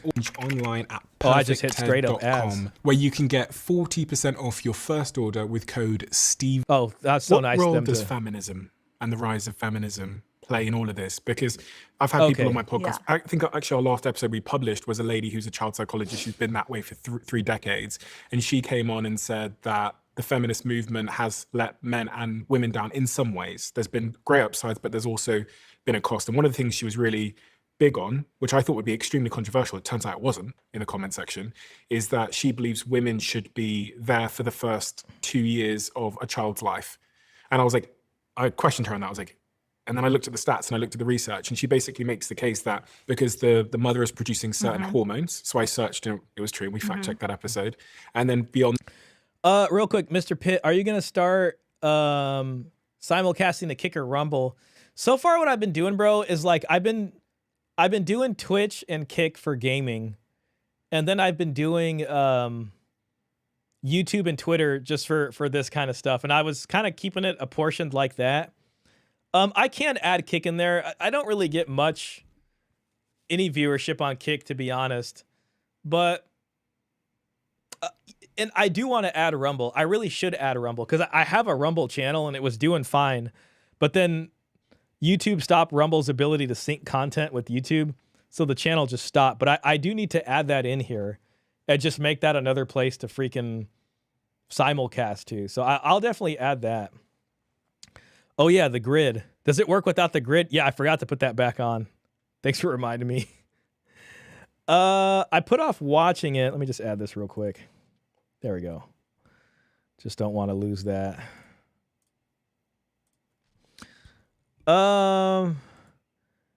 Does it work without grid? It seemed like it did. Maybe it's not a good idea to test it. The problem is I can't pull up the YouTube Studio app. So if it gives me the warning, I'm not going to be able to see it, and it's just going to cut the stream. So it's best to use the grid. Marcus Gray says, don't forget to put your logo over the video. Thanks, guys. I appreciate that. It was so easy to forget. There, the man, the father, brings out another set of hormones in the young child, which are about play and adventure and all these kinds of things. So she makes the case that we've kind of lied to women, and we've told them that they can have it all. They can have an incredible career. They can also be incredible mothers. And she says that in her office, she often sees mothers coming in saying that they're 39 years old, they're struggling, they're trying to do IVF, they feel like they were lied to, throwing all of that out there. I'm going to quote Scott to Scott, which is, you can have it all, just not at the same time. Yeah, I don't, it's. You can have it all, just not at the same time. Shah, do you play on PS5? Ever tried Days Gone? Man, I haven't really played many console games lately. But I haven't played Days Gone. I've been playing a lot of games on Steam just because it's easier for me to stream off of that. Or I've been playing like retro games. Man, I almost feel like playing a Super Mario game on the retro before I close the stream just so you guys can see it. But I haven't played it. You know, to be honest, I haven't played many PS5 games, so I kind of should. The only PlayStation games I was like really into were like Metal Gear from back in the day, but they really haven't made one of those in a while, and I don't think they're gonna do it again. I did get Metal Gear Solid Delta, the remake. I pre-ordered that on Steam, so I'll be playing that. But yeah, unfortunately, I don't play much PS5. I'll have to look at that game though. It does sound kind of cool. We can talk about what is the best hormone balance and brings out the best in kids, and then there's the real world. And my partner was working at Goldman Sachs with 2 babies and getting up at 5 in the morning, and it was hell for her. And at the same time, I was struggling with trying to get economic traction because my whole identity as a man, I'm not proud of this, has been defined by money. So is mine. I don't think men say this Really? enough. Like, yeah, of course. I thought this was really weird because we're in Austin right now, and my team put me up in a hotel, and it's just like a normal hotel. I'm Yeah. like, so I don't give a fuck. My girlfriend comes to town tonight. Immediately, my brain goes, oh my God, we need to move into a better hotel Airbnb because my girlfriend, I've been with her for 7 years. She doesn't give a fuck. Yeah. She doesn't care about material things. She doesn't have a Louis Vuitton anything. She's a breathwork. She's a yogi. This guy has been with his girlfriend for 7 years and he's not married to her. I wonder what his reasons are. Right? But there's still this part of me, even at this stage, where I'm like convinced she's not going anywhere, where I constantly think about 7 years you've been in a, and I'm not shaming it. I'm just saying, in light of this conversation, I wonder what it is. She's a yogi. This guy seems like he's pretty emotionally intelligent. He seems like he's doing well financially. You know, he's got a 10 million subscriber YouTube channel here. Why is he with her for 7 years and he hasn't decided to marry her? What is his reasons for that? He seems to match all of these stats about guys that are way up here. I need to be successful. I need to have money. I need to demonstrate strength, or she won't like me. It's so weird because it's not true. Like objectively, I know it's not true, but it's in me. I don't know. I think it's mostly true. What do you mean? I think in a capitalist society, the healthcare of your children, the opportunities your children have, your ability to provide, your ability to take care of your parents, unfortunately, in our society, is so tightly correlated to money Yeah. that I think at the end of the day, masculinity kind of comes down to provider, protector, and procreator. And I think every young man. They will sit here and say men need to sit here and provide. Okay, he just defined masculinity as provide, protect, and procreate. Okay. And then they're going to sit here and say, this is what men need. This is what men need to do. But then they will simultaneously say it's a good thing that women are taking half the jobs for men. And that, if we're going to have a birth rate and all this stuff, men need to be the protectors and the providers. Well, then if that's the case and you're so sure that's what it is, why aren't you lobbying to have men given preferential treatment for jobs so that they can better fit into those roles then? But they won't say that. They'll still say it's good that women are there and they're doing all these kinds of things. Something is just seriously amiss here. Comes down to provider, protector, and procreator. So this is his definition of masculinity. And I'm going to just say off the bat, it's gynocentric. Provide, protect, procreate. If I hear provide and protect, I'm sorry. My mind goes, oh, that's a form of gynocentric gaslighting. Sorry, Yeah. No mention about the dowry or what she brings or anything like that. But then this guy will simultaneously say it's good that women are working, taking half the jobs for men, and it's not their job to worry about providing at all. Those two things don't fit. I think every young man should at least start with the notion they're going to be the economic provider. Okay. And by the way, okay, so you want us to start with that notion in a society that encourages women to work and men to that accept might that. mean getting out of the way and being more supportive of your partner who happens to be better at the whole money thing than you. That's part of masculinity Okay, too. fine. Okay, let's see. But a good place to start is to assume in a capitalist society that you have a responsibility to be economically viable, and every piece of incentive. What does economically viable mean? Does that mean top 10% like he was discussing earlier? Does that mean just having a normal, stable job, even if it's not a lot of money? What does it mean?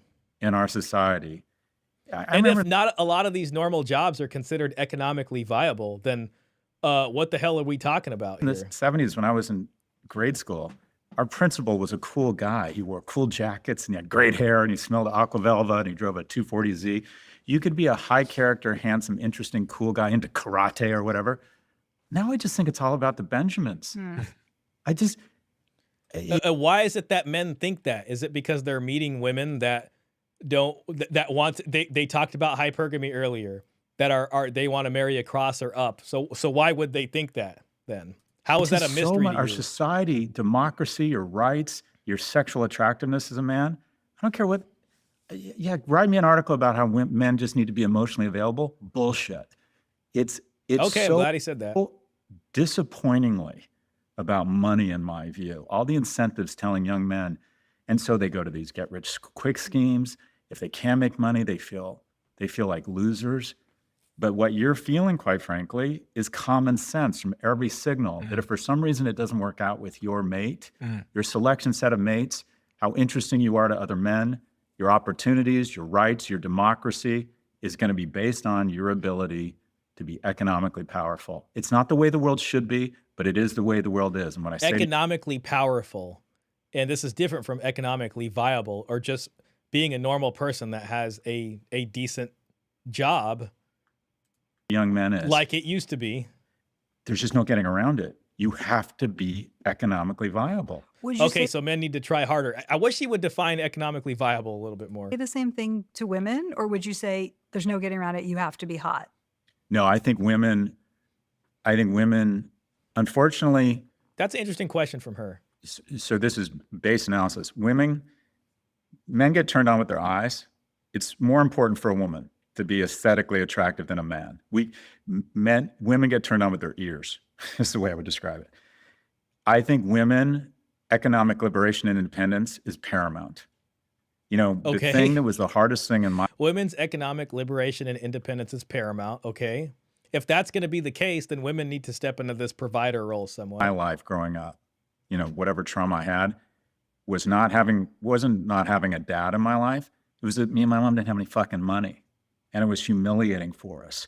It was very hard on her. It was emotionally very trying on her because she felt like she was failing as a mother. So I think women making a lot of money is a collective victory of our society. It is Okay.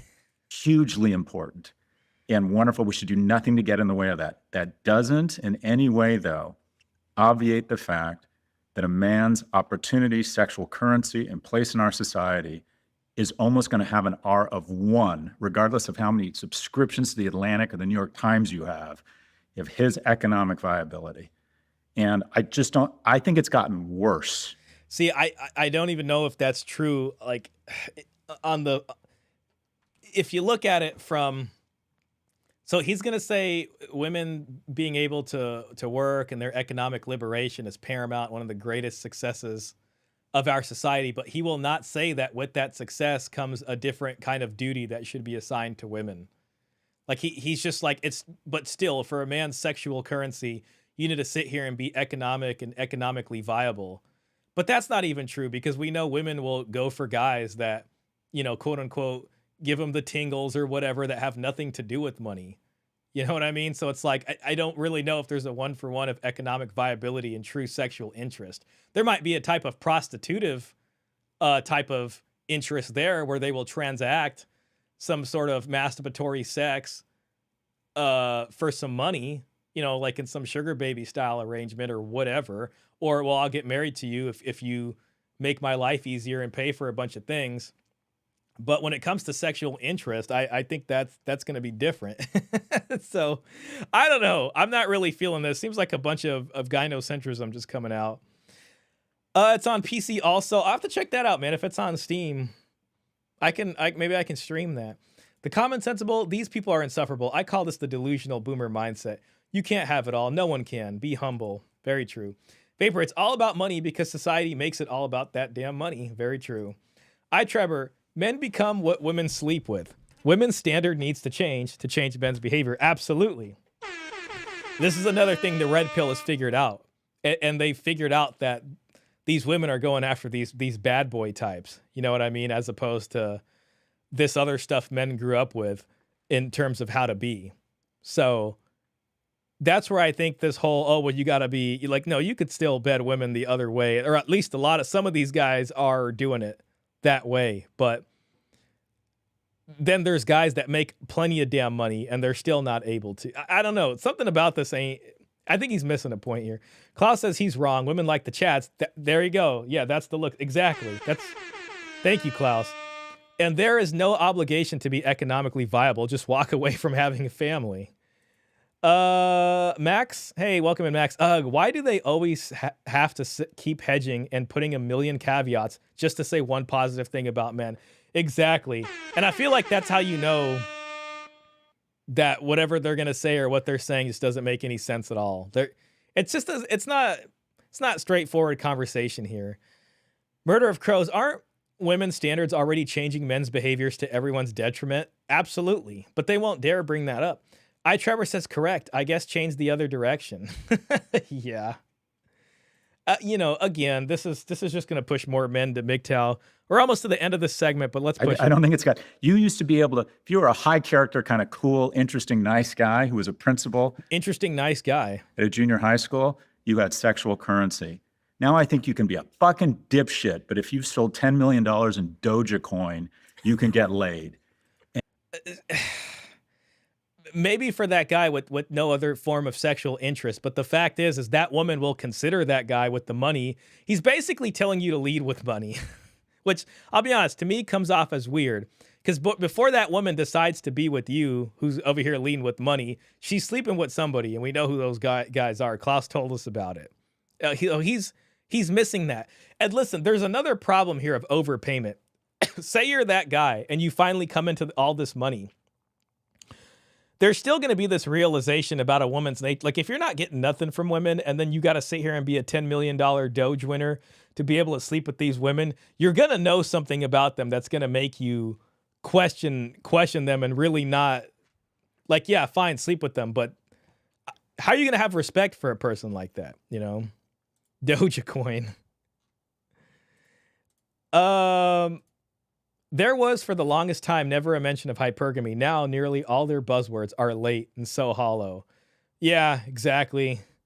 It kind of reminds me of, like, when you had, like, rap music, and then there'd be those people that try to make, like, a safe version of rap, and it would just kind of come off as, like, really cringe. You know what I mean? It's like, oh, the kids are listening to rap nowadays?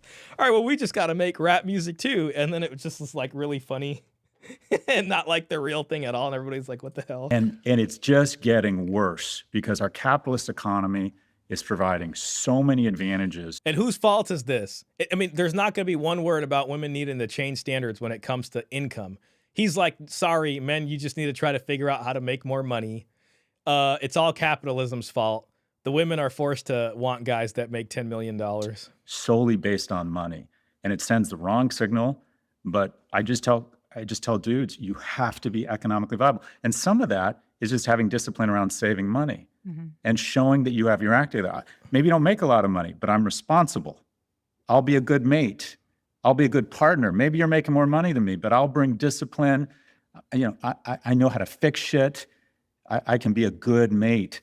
But one of the things I really am worried about in America is just everything has become about the Benjamins. Character is being squeezed out by money. God, that sounded awful.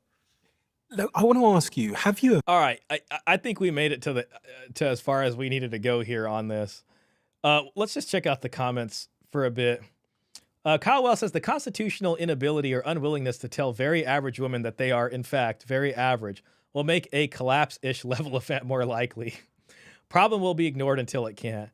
Yeah, and I mean, I wanted to watch this video about South Korea. I feel like we're kind of there already, at least in some of these places. A lot of this, man, the train seems to have left the station. I hate to say that too, but it kind of seems where we're at on a lot of this stuff. Okay. Klaus says, I have a much better idea than Scott. I use my money for myself. There you go. I like that idea. All right. So let's go up here to the comments.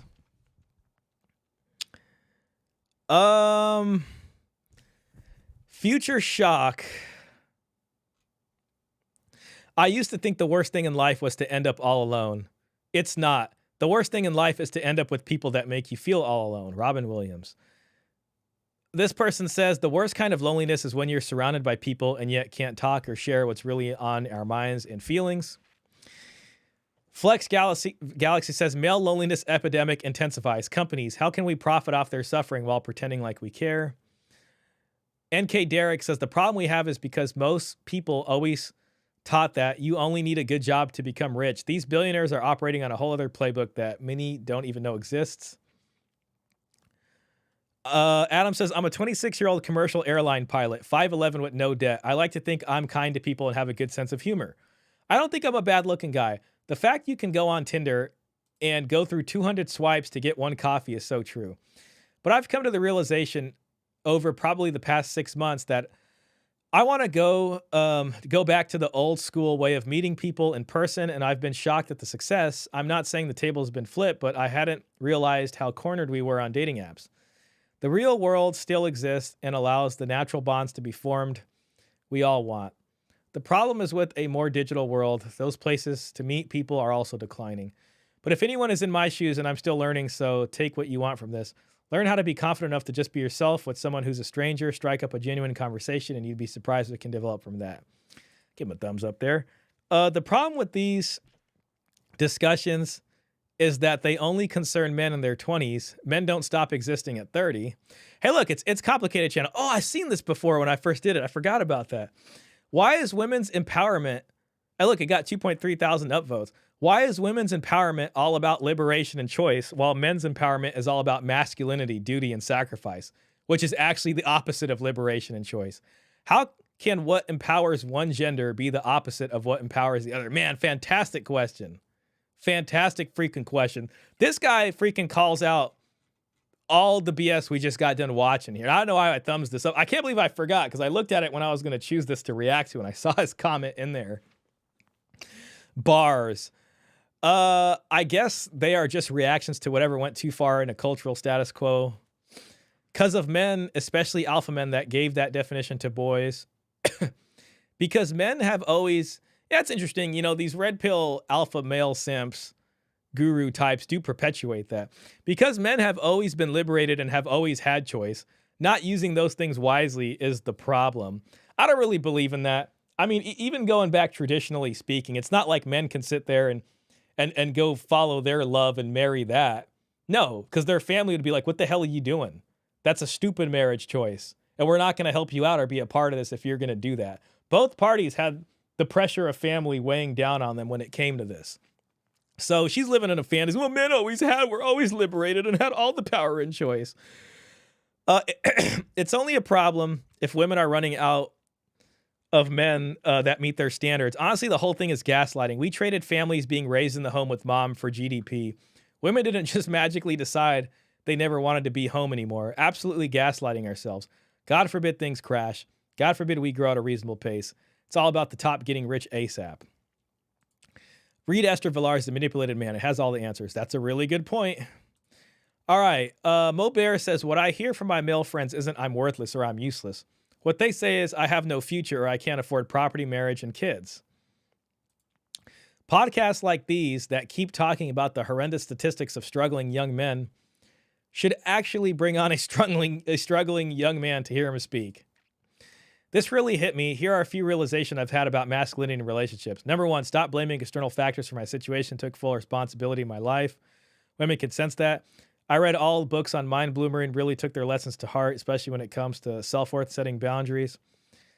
I learned to focus on become a better version of myself than obsessing on dating apps and feeling bitter about relationships. A book, Power of Assertiveness, Unlock Your Potential, made me realize that confidence isn't something you gain through external validation. It comes from knowing your own value. Surround yourself with people who support your growth instead of those who just complain about life. Biggest shift was realizing that being a man isn't about competing with others or proving something, but about knowing yourself, growing every day as a person, and building healthy connections. There is so much pain just under the surface of this entire conversation. Everyone has ended up trapped in a world that works only for the people at the top. What a bunch of goons. This is affecting women now, so we have to do something about it. It's insane how gormless they are. Gormless seems like an interesting word. There's nothing scarier than a single man. Imagine being a pleasant single man and you are tarred and feathered with this. Oh, beautiful. Beautiful comment. This conversation hits hard. As a man in my 30s, I've seen a lot of good guys fall into isolation, not because they hate women or don't want connection, but because they feel lost, ashamed, and unseen. The numbers are sobering. Nearly 1 in 3 men under 30 hasn't had sex in the past year, per Pew. And suicide rates for men are 3 to 4 times higher than women.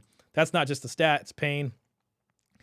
Dating apps have made things feel more transactional and competitive. It's not a dating crisis. It's a human behavior crisis. It's an overreaction of the major shifts of the status quo. I hit 32,590 today. Thank you for all the knowledge and nuggets you had thrown my way over the last week. Sounds like a scam. I don't know. Here's an idea. Men getting off dating apps entirely. Let the rest play itself out. Same for social media. Log off and change the narrative. See changes.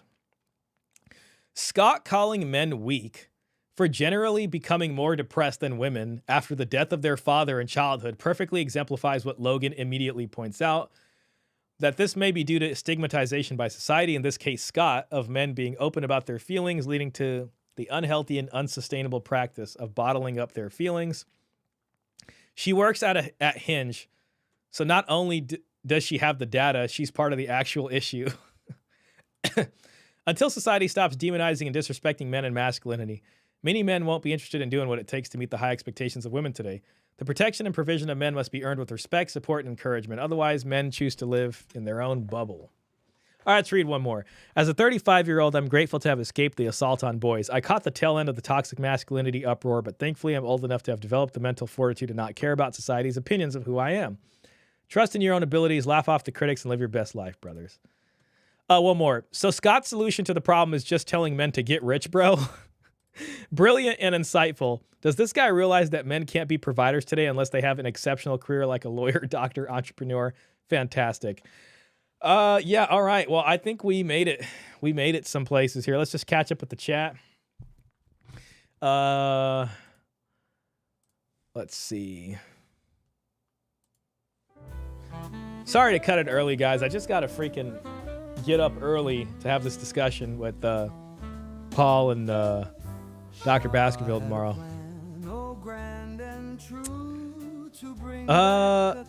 Common Sensible says, listen, I am married. I have kids, several, but these people are so disconnected. To tell men to just do better with no criticism on women, their voting habits, behavior habits, etc. is so disingenuous. Absolutely.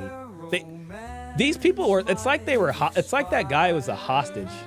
Like, he just can't say, I don't know, either he really thinks that or he feels like he just can't speak, you know, directly. Murder of Crow says, speaking of Asia, have you seen what Japanese men are doing to avoid 3 years in jail for harassment accusations? I have not seen that. That sounds interesting, though. Talib Bora says, gynocentrism origins not only goes back to the 1200s in the West, it also started around the same time in the Khan era, and they also helped to introduce gynocentrism in India. That's interesting. Mero says, I say Patrice O'Neal is the original Hawk Tua. Prove me wrong. Max, that comment from the airline pilot is spot on. I'm in the Bay Area, educated, do, in my honest opinion, interesting work, and I'm invisible. Yeah, this whole economic viability thing, I don't think he knows what he's talking about. I think he's trying to match some definition of masculinity that he thinks everybody's gonna like, and it's just not the case. Murder of Crows. Imagine shedding a tear by the live-in BF at one's granddad's funeral. Man, it was interesting to watch that, but yeah, that kind of went nowhere. You know, all it pretty much is men need to step up. Women are doing great now, and that's amazing. We're so glad they're doing great. So men just need to do better. There needs to be more economically viable men. And I mean, this isn't anything we haven't heard 1,000 times. I think, frankly, this whole thing, this conversation was just a non-starter. It was a big nothing burger. You could even call it a disaster. It went nowhere. Klaus says, Scott should sell getting rich courses. Exactly. These people are going to sit here and say Andrew Tate's the problem, selling Hustlers University and trying to tell men to do better and make all this money. And then on the other hand, they're going to sit there and be like, well, men, you need to try harder and make more money. Okay, so you're saying the exact same thing that he's telling men to do, basically. Nothing different. Okay, fine. Yo, Arthur, welcome in, bro. Good to see you in here, man. Just chilling, bro. I'm doing better. Had a long week. Allergies were hitting me like crazy, but I made it past that. Man, I love this song. Thank you, Dan the Man. That part right there hits really. I might even play the song twice before we call the stream so I can hear it again. Hope you're doing well, Arthur. How to get a partner. Get rich. Here are your get rich courses. Drops the ball and loses you money. Yeah, exactly. You could try to be a crypto bro. Or you need to invest in the stock market. Or you need to do this or that. The thing is, bro, is that there's plenty of guys who could sit there and be like, yeah, I did it and I did make plenty of more money. And it didn't really help with this long-term issue. Now, I think it'll help your short-term prospects. You'll probably be able to get women out here to, you know, you could probably leverage that to do whatever, whether it's Coach's way of going to the JUCO or whatever the hell it's going to be, leading with your wallet. But to me, all that stuff's fundamentally short-term. The issue here is, what do we do about the long-term situation of family creation, which tends to involve that. And this is where it seems like marriage is only a luxury item at this point, and that folks, you know, there's not really a pathway for folks, and folks are trying to figure that out now. But getting rich isn't even going to solve that, to be honest. Maybe if it's like rich people marrying other rich people, but if you're planning to be rich and then marry some woman that doesn't want to work or doesn't have much money or whatever, you're still going to be at the mercy of the family for it. What's up, Mimi? Why don't you come hang out over here? Huh? Come here. Say hi to the people. Say hi to the people, Mimi. Nope, you want to go?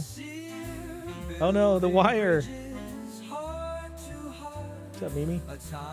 Alright, she doesn't want to hang out. It wasn't a complete waste to watch. What matters is the friends we made along the way. Shout out to you. Yeah, listen, man. I think you're right. It wasn't a waste to watch. At least we know firmly that even these quote-unquote academics and highbrow tech people still haven't figured out a damn thing and got nothing to offer.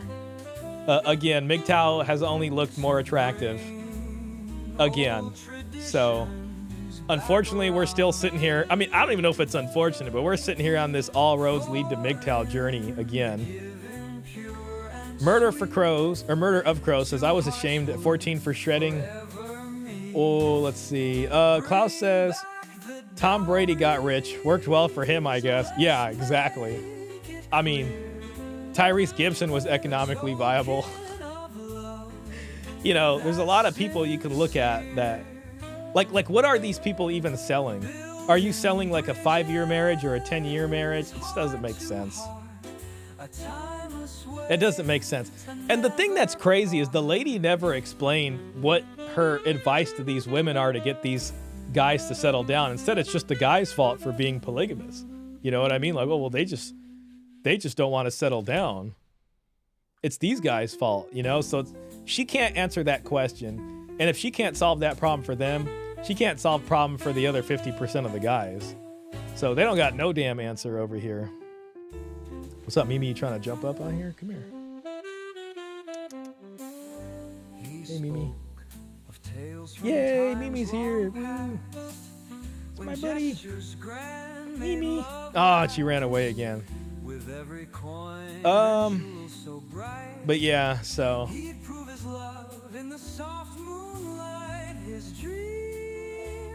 I love that part of the song. I won't end the stream till this is done.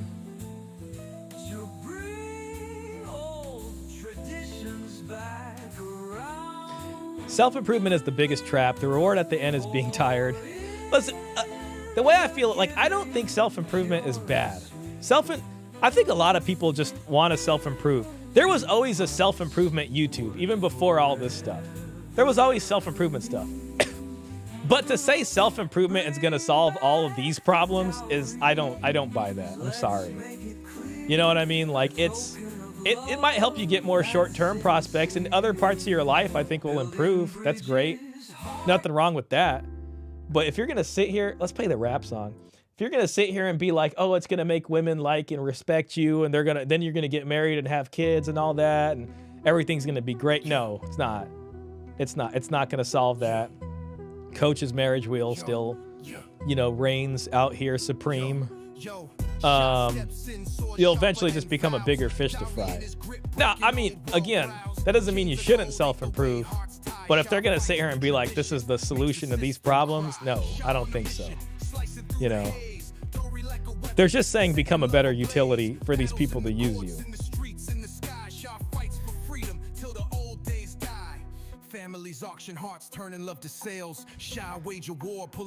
What chair is that? Been thinking about buying one. This is a Secret Labs chair. See, Secret Labs. I got this probably like 4 or 5 years now. It's a nice chair. Omega. So I think it's a Secret Labs Omega, but it's a few years old, so I don't know if they have the same one or not. Klaus says self-improvement is good, but only for yourself, not for women. Yeah, I mean, it's good to have goals and stuff to work towards, but it is a trap if that's what they're selling you on is what you need to do. But again, nothing wrong with it. But if you think it's going to sit here and fix this stuff, no, it's not going to. Especially when it's a never-ending self-improvement hamster wheel, and it's hyper self-improvement. Hyper self-improvement is like the real trap. Self-improvement is very subjective. That's true.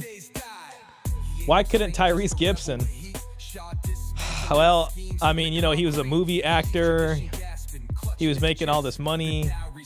And I don't even think, he was I think he might have had one wife prior, but he was married and had this kid. I think he was married. I can't remember. He was with someone for like 1.5 years or 2 years. And that's how long that happened for.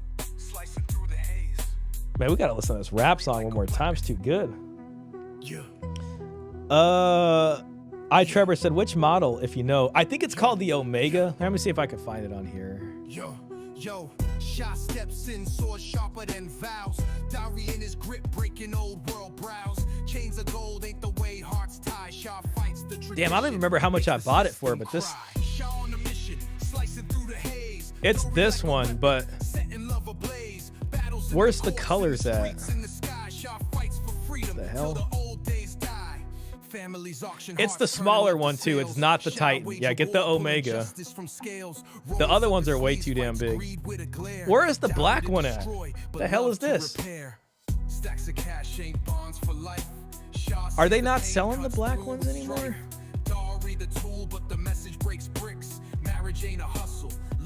I mean, it's pretty much this one, but mine's not a Titan. It's an Omega, so it doesn't say T here.